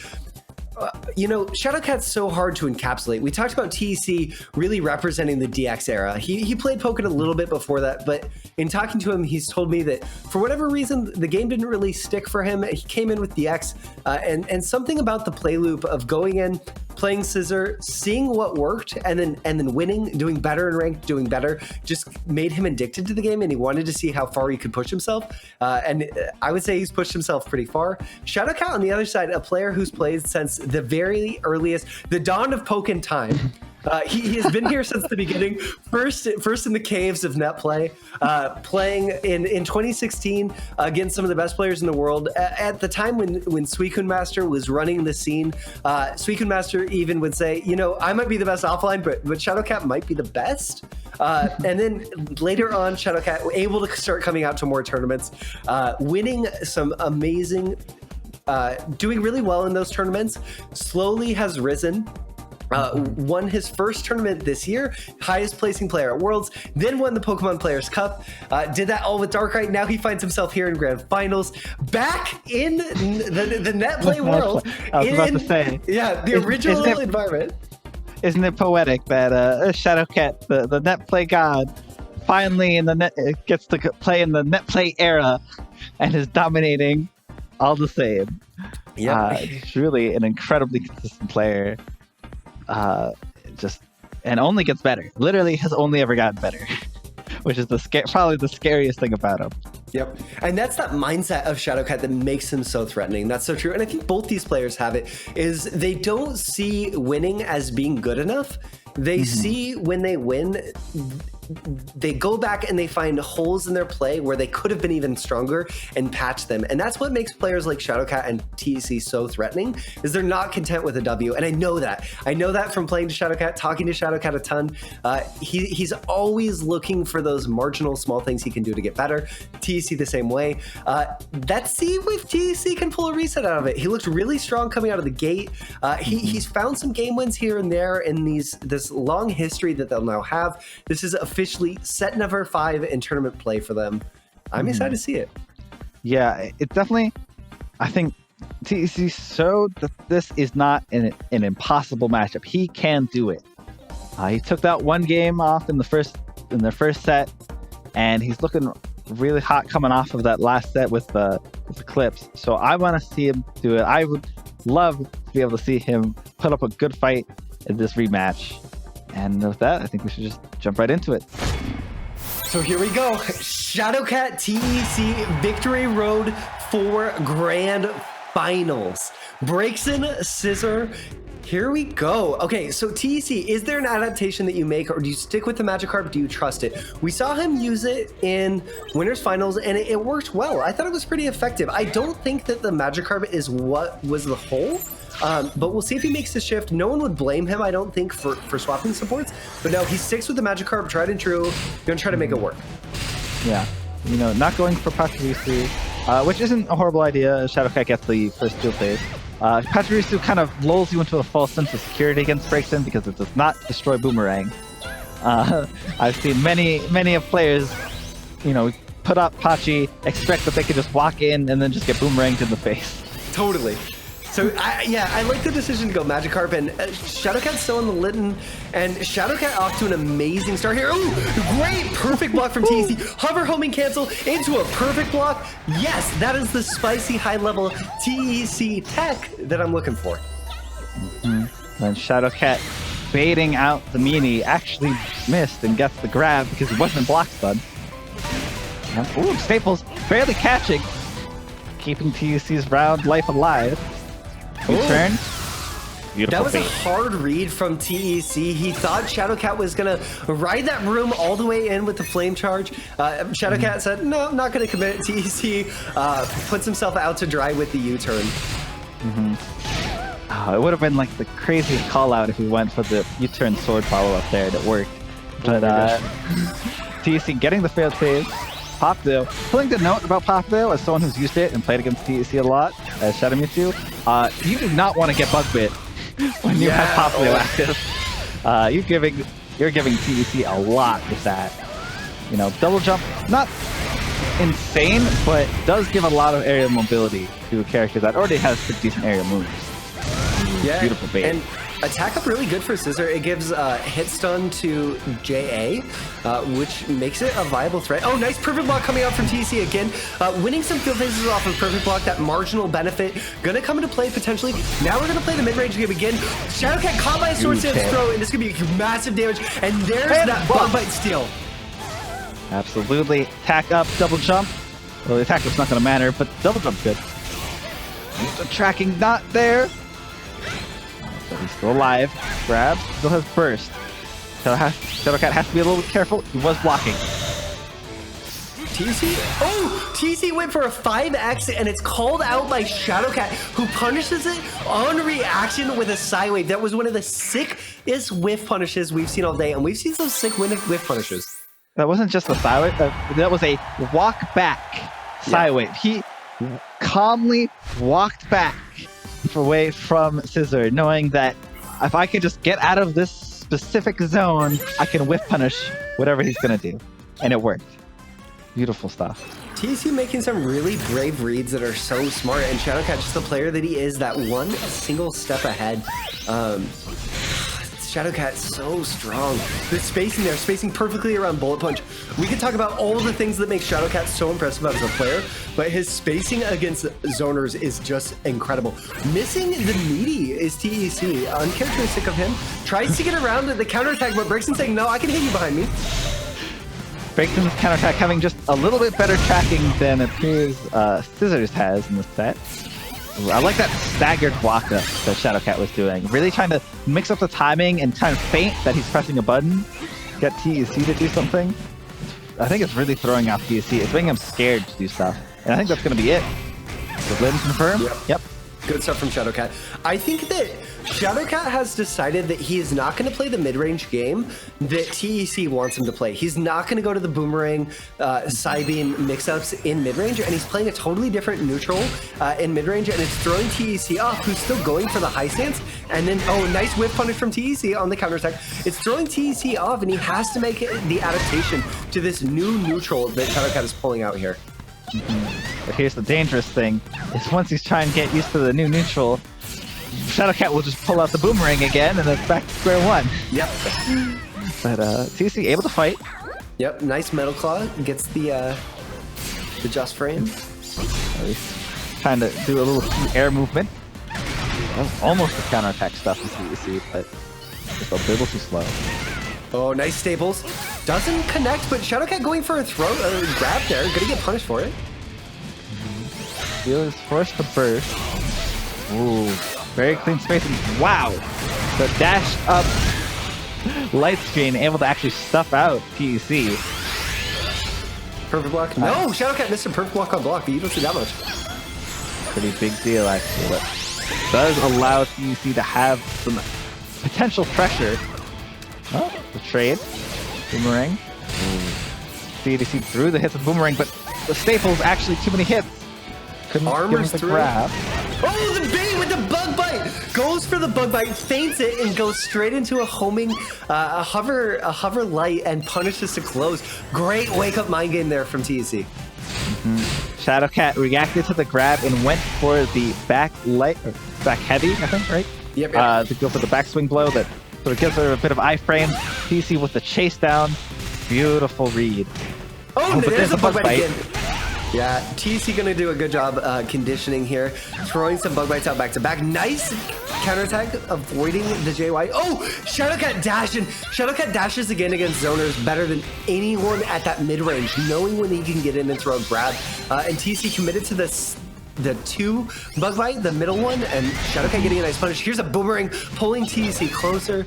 Ooh, he's let go of the high letting stand. go. A little too early. Tried, I think, to jump and got light screen. CA. Ooh. Didn't get the counterattack, but the running light actually stuffing out whatever Shadowcat was trying to do. TEC with a big lead. Nice Shadowcat head first. Full resource breaks in is a scary beast. Oh, nice homing. Doesn't connect. Oh, and that's going to punish. He cannot. There's no way. Yeah, There's nothing. Too close. They're just too close. Yep. Wow, Shadowcat saw the blue, and I think that was the fastest burst Confirm has ever done. Yeah, that was incredible. And he has to be quick against TC because TC can hover home and cancel faster into block than almost anyone from counterattack in the game. So it was threatening. It had to be that fast of a reaction. TC now into Magikarp. It gives him a hit potentially. 8 seconds on the clock. Shadowcat jumping out. Shadowcat plays so smart here. Evades, finds its route. Shadowcat has the HP lead. Oh, but he went for a light screen and is just barely able to get clipped with 0.36 seconds on the clock. TEC takes the round, takes the game, and is fighting for his tournament life. Yes, that was incredible stuff from TEC. 0.36 seconds. That was one of the first burst attacks also that we've seen TEC hit. Burst has been a part of his game that's been a little bit weaker that we need to see TEC shore up if he wants to make up the difference. It's a space where if he can condition and get those bursts land, his offense is going to click back on. I'd love to see him make that adaptation. And it's partially just, I think, because he's not willing to overcommit, and it's partially what makes him so strong, right? He's a very patient player, but he needs those bursts to hit. We see it go his way when it does. Shadowcat, though, a nice counterattack against that forward light. Just going in, flame charge, and a nice conversion off of it. I think TC was expecting Shadowcat to try and back off. Shadowcat is just inboxing right now. He's just refusing to back off. Aggressive first round burst. Really just putting on all the pressure, but the U-turn actually works. Good U-turn. Yep. Catches was Litten. This is going to be a nice combo for Shadowcat. Double Sunny Day. U-turn trading. There you see why we say it's not one of the best reversals in the game. Oh, there we see the nice 9x throw break coming out from TC. I think he exhausted through Shadowcat's grab and then grabs himself. Ooh, but the CA is going to be enough to take it. Shadowcat takes the round. Yeah, Shadowcat looking really strong there. I don't know what TEC needs to do to adapt here, man. Shadowcat just able to run tempo so much. He's setting tempo because of TEC's decision to play a defensive game plan, and I think it's working out a little bit too well. TEC giving Shadowcat the room to play the game he wants to play. There's a boomerang punish coming out of the Sword Stance call. Ooh, tried to let go of the CA, I think a little too early, and got hit by the 8x. I think it's really just like Shadowcat has the read on what TEC's timings and like what he wants to do and when. I think TEC really just has to try and be more unpredictable and mix things up, because right now I think Shadowcat just has the pattern. Yep, totally. One interesting thing about Popplio too, another interesting thing is that functionally it heals a Magikarp speed debuff, right? Because it covers the buff up. So it might be a really specific pick in part. The Litten is good, the Popplio is good, and then it negates one of the benefits of Magikarp. Oh, nice cancel there. Shadowcat not taking the bait though. Armoring through. TEC now confident he could get the punish. Homing attack. Shadowcat tried to bravely push his advantage and go for a grab. The boomerang. Both played chicken on the CA. Wow! I can't believe that light screen still had armor. What a weird cross-up! Goes for the bug bite. Shadowcat ready for it though. Goes into burst out of the mix-up. Now TEC into burst of his own. Calls Magikarp. Oh, but Shadowcat ready. Goes into burst. It does. But in burst rage, I don't know. It's gonna be close. 5 HP. Wow, that's about as close as you can get. 10 seconds left on the clock. TEC does have burst. Has to make something happen. 8 seconds on the clock. He doesn't have time for this. No, he does not, and he just didn't have the space to play. Had to move forward, but the projectiles were right there waiting for him. Breaks in and just so oppressive in this situation. Yeah, totally. One thing people like to talk about, people like to say that Braixen's burst attack is weak, and it may be, but one thing people discount is what we saw just right there, right? If you win a duel phase off a burst from Braixen, you reset to one of the strongest positions she can be in, period. In field phase, her field is amazing. In timeout situations like that, it's just so strong. So it's another one of those sort of hidden strengths of Braixen's burst attack. A nice early win here for Shadowcat in set point against TEC. TEC has to win this game to stay in this tournament. I mean, he's making a good case right there.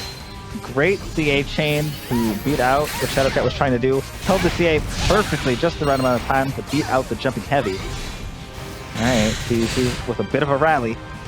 How long can he keep it up? Oh, the perfect block from the homing cancel again. So good. Oh, missed spacing the AY. Not going to get punished for it, though, and gets a huge punish on Shadowcat. This could be the round. It's going to be close. That's going to be it. With 5 HP, the base damage of Bug Bite doesn't do a lot, but I know it does more than 5 HP. Yeah, good stuff for TEC. That's exactly the kind of start he needed, and he needs a lot of momentum here. He's going to have to win at 4 more rounds to force this reset and stay in the tournament. Has the momentum going. Oh, Shadowcat, that reaction on the counterattack. They're just so next level. Shadowcat is just so up there with these reactions. And there's a stare down. Trade? Actually in Shadowcat's favor on the CA there. That's kind of interesting. Sidewise, both sides. The thing with Braixen's sidewise is that it boxes Scissor in. Scissor can't use side dashes against it as well. Yep. It really limits the mobility in, wow, a very aggressive burst that instantly gets punished by a boomerang. TEC, oh, he knew he was in an awkward situation. Shadowcat really smart charging that dive kick, testing TEC. If he could have gone back and bursted, maybe that would have been better. I don't know. Caught by a boomerang, though, on the way back. Now, again, whipping the JX. These JX whips coming back to punish TEC. Shadowcat's reactions, Shadowcat just looking superhuman sometimes. Shadowcat looking great, and I think TEC looking a little flustered at the end there. The burst just did not work out. And then it looked like everything he did was just not the right option. But maybe he could make a difference there. He has never done that. He has never done the full side wide chain. Yeah. Getting the sword. Smart way to stuff out Shadowcat's armor. Goes into the sword stance throw. Catches this time. Shadowcat can't convert off the air hit. Spends it. Oh, the punish. What a call out with the charge 4X. That was so smart from TEC. Very ballsy. But Shadowcat goes right in. Gonna set up a flame charge? No, goes into the air. Pushing that aggression and then backs out. Such a strong hit in one play style. It's just so hard to keep track of where Shadowcat's gonna go. See, that's a boomerang there. It didn't have a sword. TEC is like Carl tap dancing like a monster in neutral here, and it's just brilliant. Catches with a bug bite. I'm just gobsmacked at the way that TEC just effortlessly. It's second nature. Oh, a nice. Tried to end it right then and there with the grab reset, but he gets the homing and he's still alive. Bringing the set to 2-2. Tying it up. TEC looking so good here. Seriously though, Mins, TEC, it's so difficult for me to express, right? Like, few players can do that Kara cancel consistently. Few players can do it so consistently. They can just do it mindlessly, to hang out in neutral, to have moving armor all over the screen. It's just next level. No one can play Scissor like TEC. Maybe Raw can, maybe Teeps can, but there's so few people who can reach this level of cancel. I really think Teeps has just unlocked a new level with Scissor, and it's such a treat to watch. But he has to make this win happen. And so far, in round 1, Shadowcat taking that first field phase and in a strong position here. Catches with the flame burst. Yeah, TEC still not out of the woods. Shadowcat really opening up strong. But TEC still has about half life left. And, I mean, grabs are damaged, but they're not a ton. And he can still take a couple more. Good CA. Good fight back. Knew Shadowcat wasn't going to press the button. Yep, stole the attack buff. This is big then. I didn't even realize. Yeah, the attack up could really turn the tide of battle. That's a big wall splat. It doesn't take a ton of damage though, but gets meter. Now can fight the burst. Well placed Metal Claw, gets the perfect block, backs off to bluff, and then goes straight into a Metal Claw. Shadowcat ready. Shadowcat's throw breaks against TEC have been so strong. Gets his throw break straight into burst. This is going to reset to field phase. It's also going to do a lot of damage. Gonna scale a little bit because of the downlight that started it, but not all that much. Really not all that much. TC does have first and is willing to use it. Okay. Oh, Shadowcat won it! Yes, it catches! TEC goes up on set point against Shadowcat. Okay, can TEC reset the bracket, or will Shadowcat say no? Well, Shadowcat making the first statement with the boomerang that started off, and another boomerang, and a grab! Shadowcat has full resources. All the momentum here, pushing the corner, pulls the Sunny Day, just to get enhanced. Oh, we see nice hover cancels here from TEC. Pushes him back, TEC having a really hard time getting offense started. He's nervous, you can see it. Less willing to commit to options, but this time finds one off the staples, goes for the Swords Dance. He needs it for the damage that he needs to make this comeback. Oh, stuffs out the counterattack with the hover Y. Really good from TEC. That's big damage thanks to that sword that he pulled. And the life comes back, and that is definitely significant. Braixen does a lot of chips, so every little grade life you get does matter. First from both sides. The Shadowcat has the double buffs. Very scary Braixen right now. They're both respecting each other's burst. No one wants to throw out a projectile and then instantly get burst. Okay, go for it. Feeling each other up. I think they might just do sort of a gentleman's agreement to just let burst expire. No one wants to really test the other one. Yep. Both these players so patient when they want to be. 17 seconds left on the clock, and Shadowcat has a strong HP lead here. TEC has to make something happen, and there we see him forcing some offense, and Shadowcat capitalizing. That's a wall split. That's gonna not gonna be a little bit of a drop. But I don't think there's enough time. I think 5 seconds is just not enough time for a Caesar to do that damage, especially with no swords. 1 second, yeah, it's just not happening. Yep. All right. Timeout, notably. Oh boy, this is it. Yep, here we go. TEC has to win this round if he's going to stay in this tournament. Shadowcat now winning this round, solidifying him as the Victory Road 4 champion potentially. And Shadowcat off to another strong start in field phase. This is a race to burst, and Shadowcat is ahead. Okay, but they both get hard knocked down. But one now has a defense or a speed down. The other does not. Ooh, the Fire Blast doesn't stuff out the counterattack, but it's not able to re-enrange for the forward heavy. And Shadowcat just hitting him over and over. Keeping the pressure up, Litton extending the pressure a little bit now into burst. Let's keep the pressure up a little bit more, Shadowcat says, playing in that mid-range. Oh, TC overcommitting, goes to the air. TC on his last leg. Can he come back? Can he find the opening? 5 heavy. 8x, no punish. He's trying to find anything. Gets a bit of a clip. Now into Magikarp. Shadowcat into Litton, keeps the pressure up. Okay, no, Shadowcat gonna back off. TEC armoring into Graviton. Shadowcat! Shadowcat is your Victory Road champion. Incredible stuff from Shadowcat. His throw defense, every single set mins against TEC, his throw defense in so many ways, in my mind, the defining factor. TEC just couldn't get the throw started, and Shadowcat taking a second major tournament in a row, and notably, I know it's meaningful to him, so I have to say it, this time did it solo Braixen. No Darkrai, no Sceptile. All Braixen. That's really impressive. Because not all of these, there were matchups where Darkrai would have been easier, right? Where maybe it would have been the easier road to take, but he took the challenge, and boy did he take the tournament by storm, completely from the winner's side too. Yep. Shadowcat not losing a set the entire tournament, beating Wingtide, a huge run back for him there.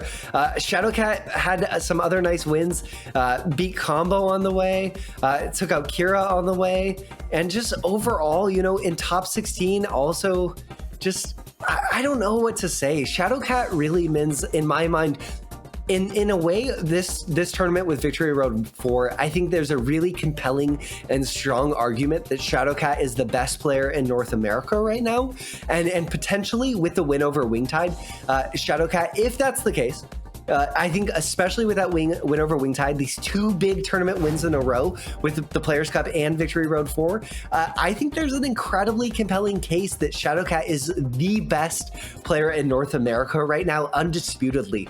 coming into quarantine, pre-quarantine, we had this period where Jukum, Mutator, and Shadowcat were trading blows at tournaments. Frostfire, DreamHack Austin, and there's the one other big event that was around that time. Each of them won one of them. They traded sets, and going into the Players' Cup, we really said, these three players, there's no best player in North America right now. They're all jockeying for that spot, and I think Shadowcat maybe has edged out the position here with Victory Road 4, has taken the King of the Hill and has put players in the position to maybe take that back.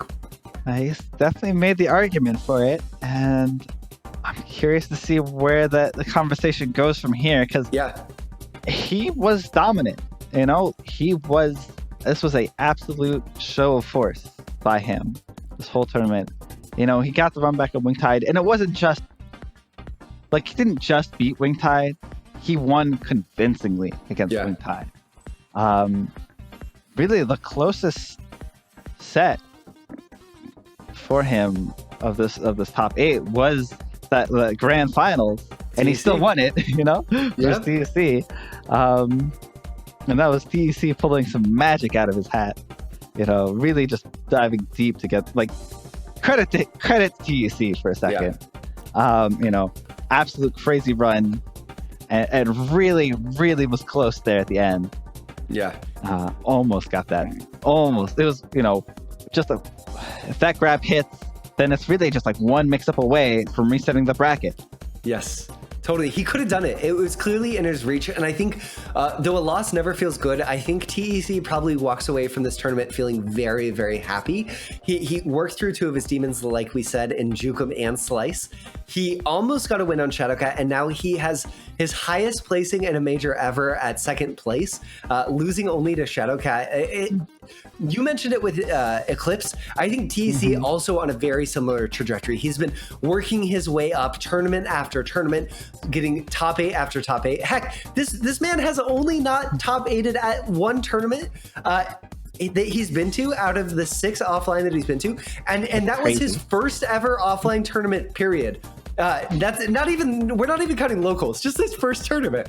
So this is astounding to watch TEC's rise in this way. And I do want to take a moment just to really appreciate, if you like watching Pokken, if you like watching Scissor, talk to me on Twitter, talk to TEC on Twitter, talk to Scissor on Twitter. If you don't understand the homing cancel tech and the Kara tech, and then go back and watch these sets and take a moment to appreciate the level of execution that TEC is displaying here, because it's really hard for me to put into words how impressive it is and how consistent it is. Yeah, that's what I was about to say. It's not just the execution. It's not just the one-off execution. It's the fact that he's doing it again and again and again, consistently in a row, in these high-pressure situations, on the fly, in scramble situations, while adapting to what the opponent's doing.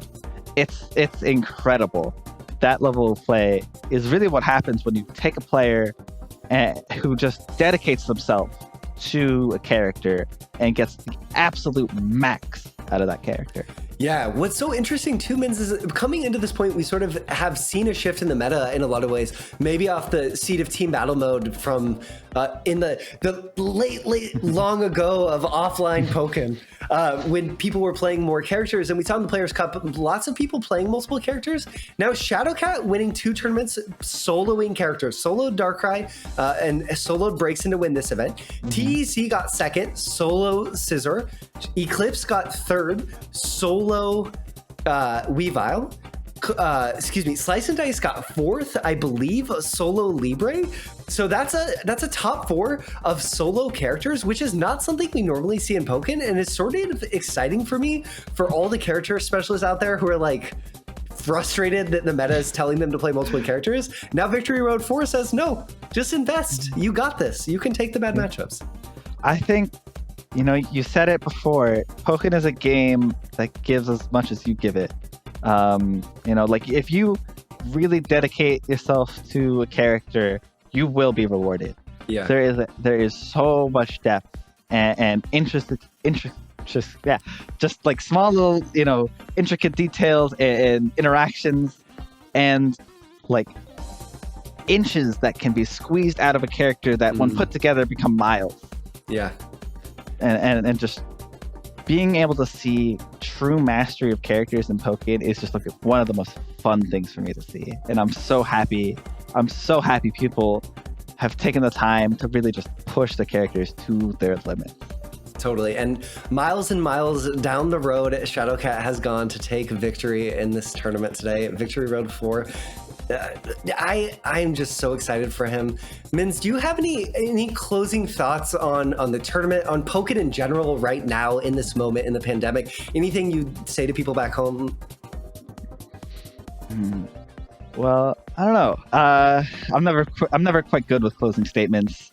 Generally better at opening. But I'm just so happy that Pokken has been able to rally in these online events. I think, being able to see hundreds of players come together for not just for like, it was amazing to see it for the Players' Cup, and it's incredible to see it again for Victory Road. It's just so cool to see, and and it's not done. Pokken will continue. Pokken has always continued. Pokken has always survived. And I swear sometimes when something happens, when there's trouble, Pokken always seems to just come back harder. And it always comes back with a vengeance. It's reminding me, Mins, of your pinned tweet. You have a pinned tweet from a moment that was one of those kind of rough moments in Pokken history, and that's the Evo drive. And it was also an incredible moment of people coming together. And there was a Japanese player who their donation message was basically Pokken forever. It doesn't matter if we win or lose. Bonsai Pokken. And it's just been on my mind a lot lately. And I think I want to echo your sentiments and your points. I think, for what it's worth, we're really lucky that Pokken's a game where you can play, for the most part, 99% of what happens online feels pretty good. And that's incredible. The community came together. We had 111 registrants for this event. I wanted to say thank you to every single one of you who registered, whoever tweeted about Victory Road, even to all of you watching this. I want to thank Humans for commentating. I want to thank Uchi for commentating. I want to thank H2 for commentating. I want to thank Wonder Chef for being the production master of this entire stream. Wonder Chef. Oh my God. Incredible. The amount of logistics. Right? Wise, helping out Day of with stuff. Allister helping out. Munster. Taito helping out doing commentary in the exhibition. Mutator helping out with a little bit of marketing stuff. There's just so much of the community has come together to make Victory Road 4 what it is. And I'm just so thankful for the community coming together, because I think the event's been super cool, and I hope all of you do too. I hope you'll continue some of the conversations that Mins and I have been having together today in Pokken Places, on Twitter, in the Discord. If you're interested in Pokken, if you're new to Pokken, check out discord.gg/Pokken. It's a great place to learn more about the game and get connected, have conversations. Who do you think is the best? What's going to happen next? Who is the solo character meta coming back? Who's the better character, Scissor or Weavile? Who's the better player? Does TEC still have hands? Answer these questions. And Poplio Breakson, what's up with that? What? We haven't even talked about it. Poplio coming out. That's crazy to me, because it's like, I don't know. I've shilled for that support, that it has potential, and it's taken years, and now Shadowcat out of nowhere, bringing it out, finding success with it. So cool. I love too the nuance of counterpick that we're getting to too. That TEC got counterpicked not by a single support, but by a support set, and that's really rare to see when someone can counterpick you with a whole support set. And that's not something that will work for any other player, any other character. Only Brixton can counterpick with that support set. But so cool to see Shadowcat exploring that. I think, Mins, do you have any closing thoughts before we go? Well, I guess the only other thing that's on my mind is the TPCI did say that they weren't able to get us into the upcoming Player Cup for the VGC and TCG. They said they have something on the horizon, and I believe them. They know Pokken's powerful, and honestly, it truly is. So I'm ready to see whatever they have in store, and I'm ready to see what everyone brings to it. That very incredibly well put, Mins. Same. I want to say thank you so much for commentating this top 8 with me. I had a lot of fun with you. Thank you so much for inviting me. It's a really honor. It's a huge honor. It's tons of fun. Good. It was a total blast. I really enjoyed it too. Thank you again to everyone who's watched, who supported Victory Road in any way. Let me know. Is this something? Do you want Victory Road to continue? We're all stuck in our pandemic islands. Do you want more of this? I don't know unless you tell me. Tell other people. Give us your feedback. If we do this again, we'd love to improve. Let us know what could have been better about the tournament for you. What could have been better about the stream. What you'd love to see improved for the future. About commentary, all of these things, we really appreciate your feedback. And again, as Min said, Pokken is powerful, and you as a Pokken fan are powerful. And just thank you for sharing in this game with us and being here and enjoying it. I think that many incredible things have come out of it, and it's brought a lot of people a lot of joy. And I hope that we've accomplished that for you here today.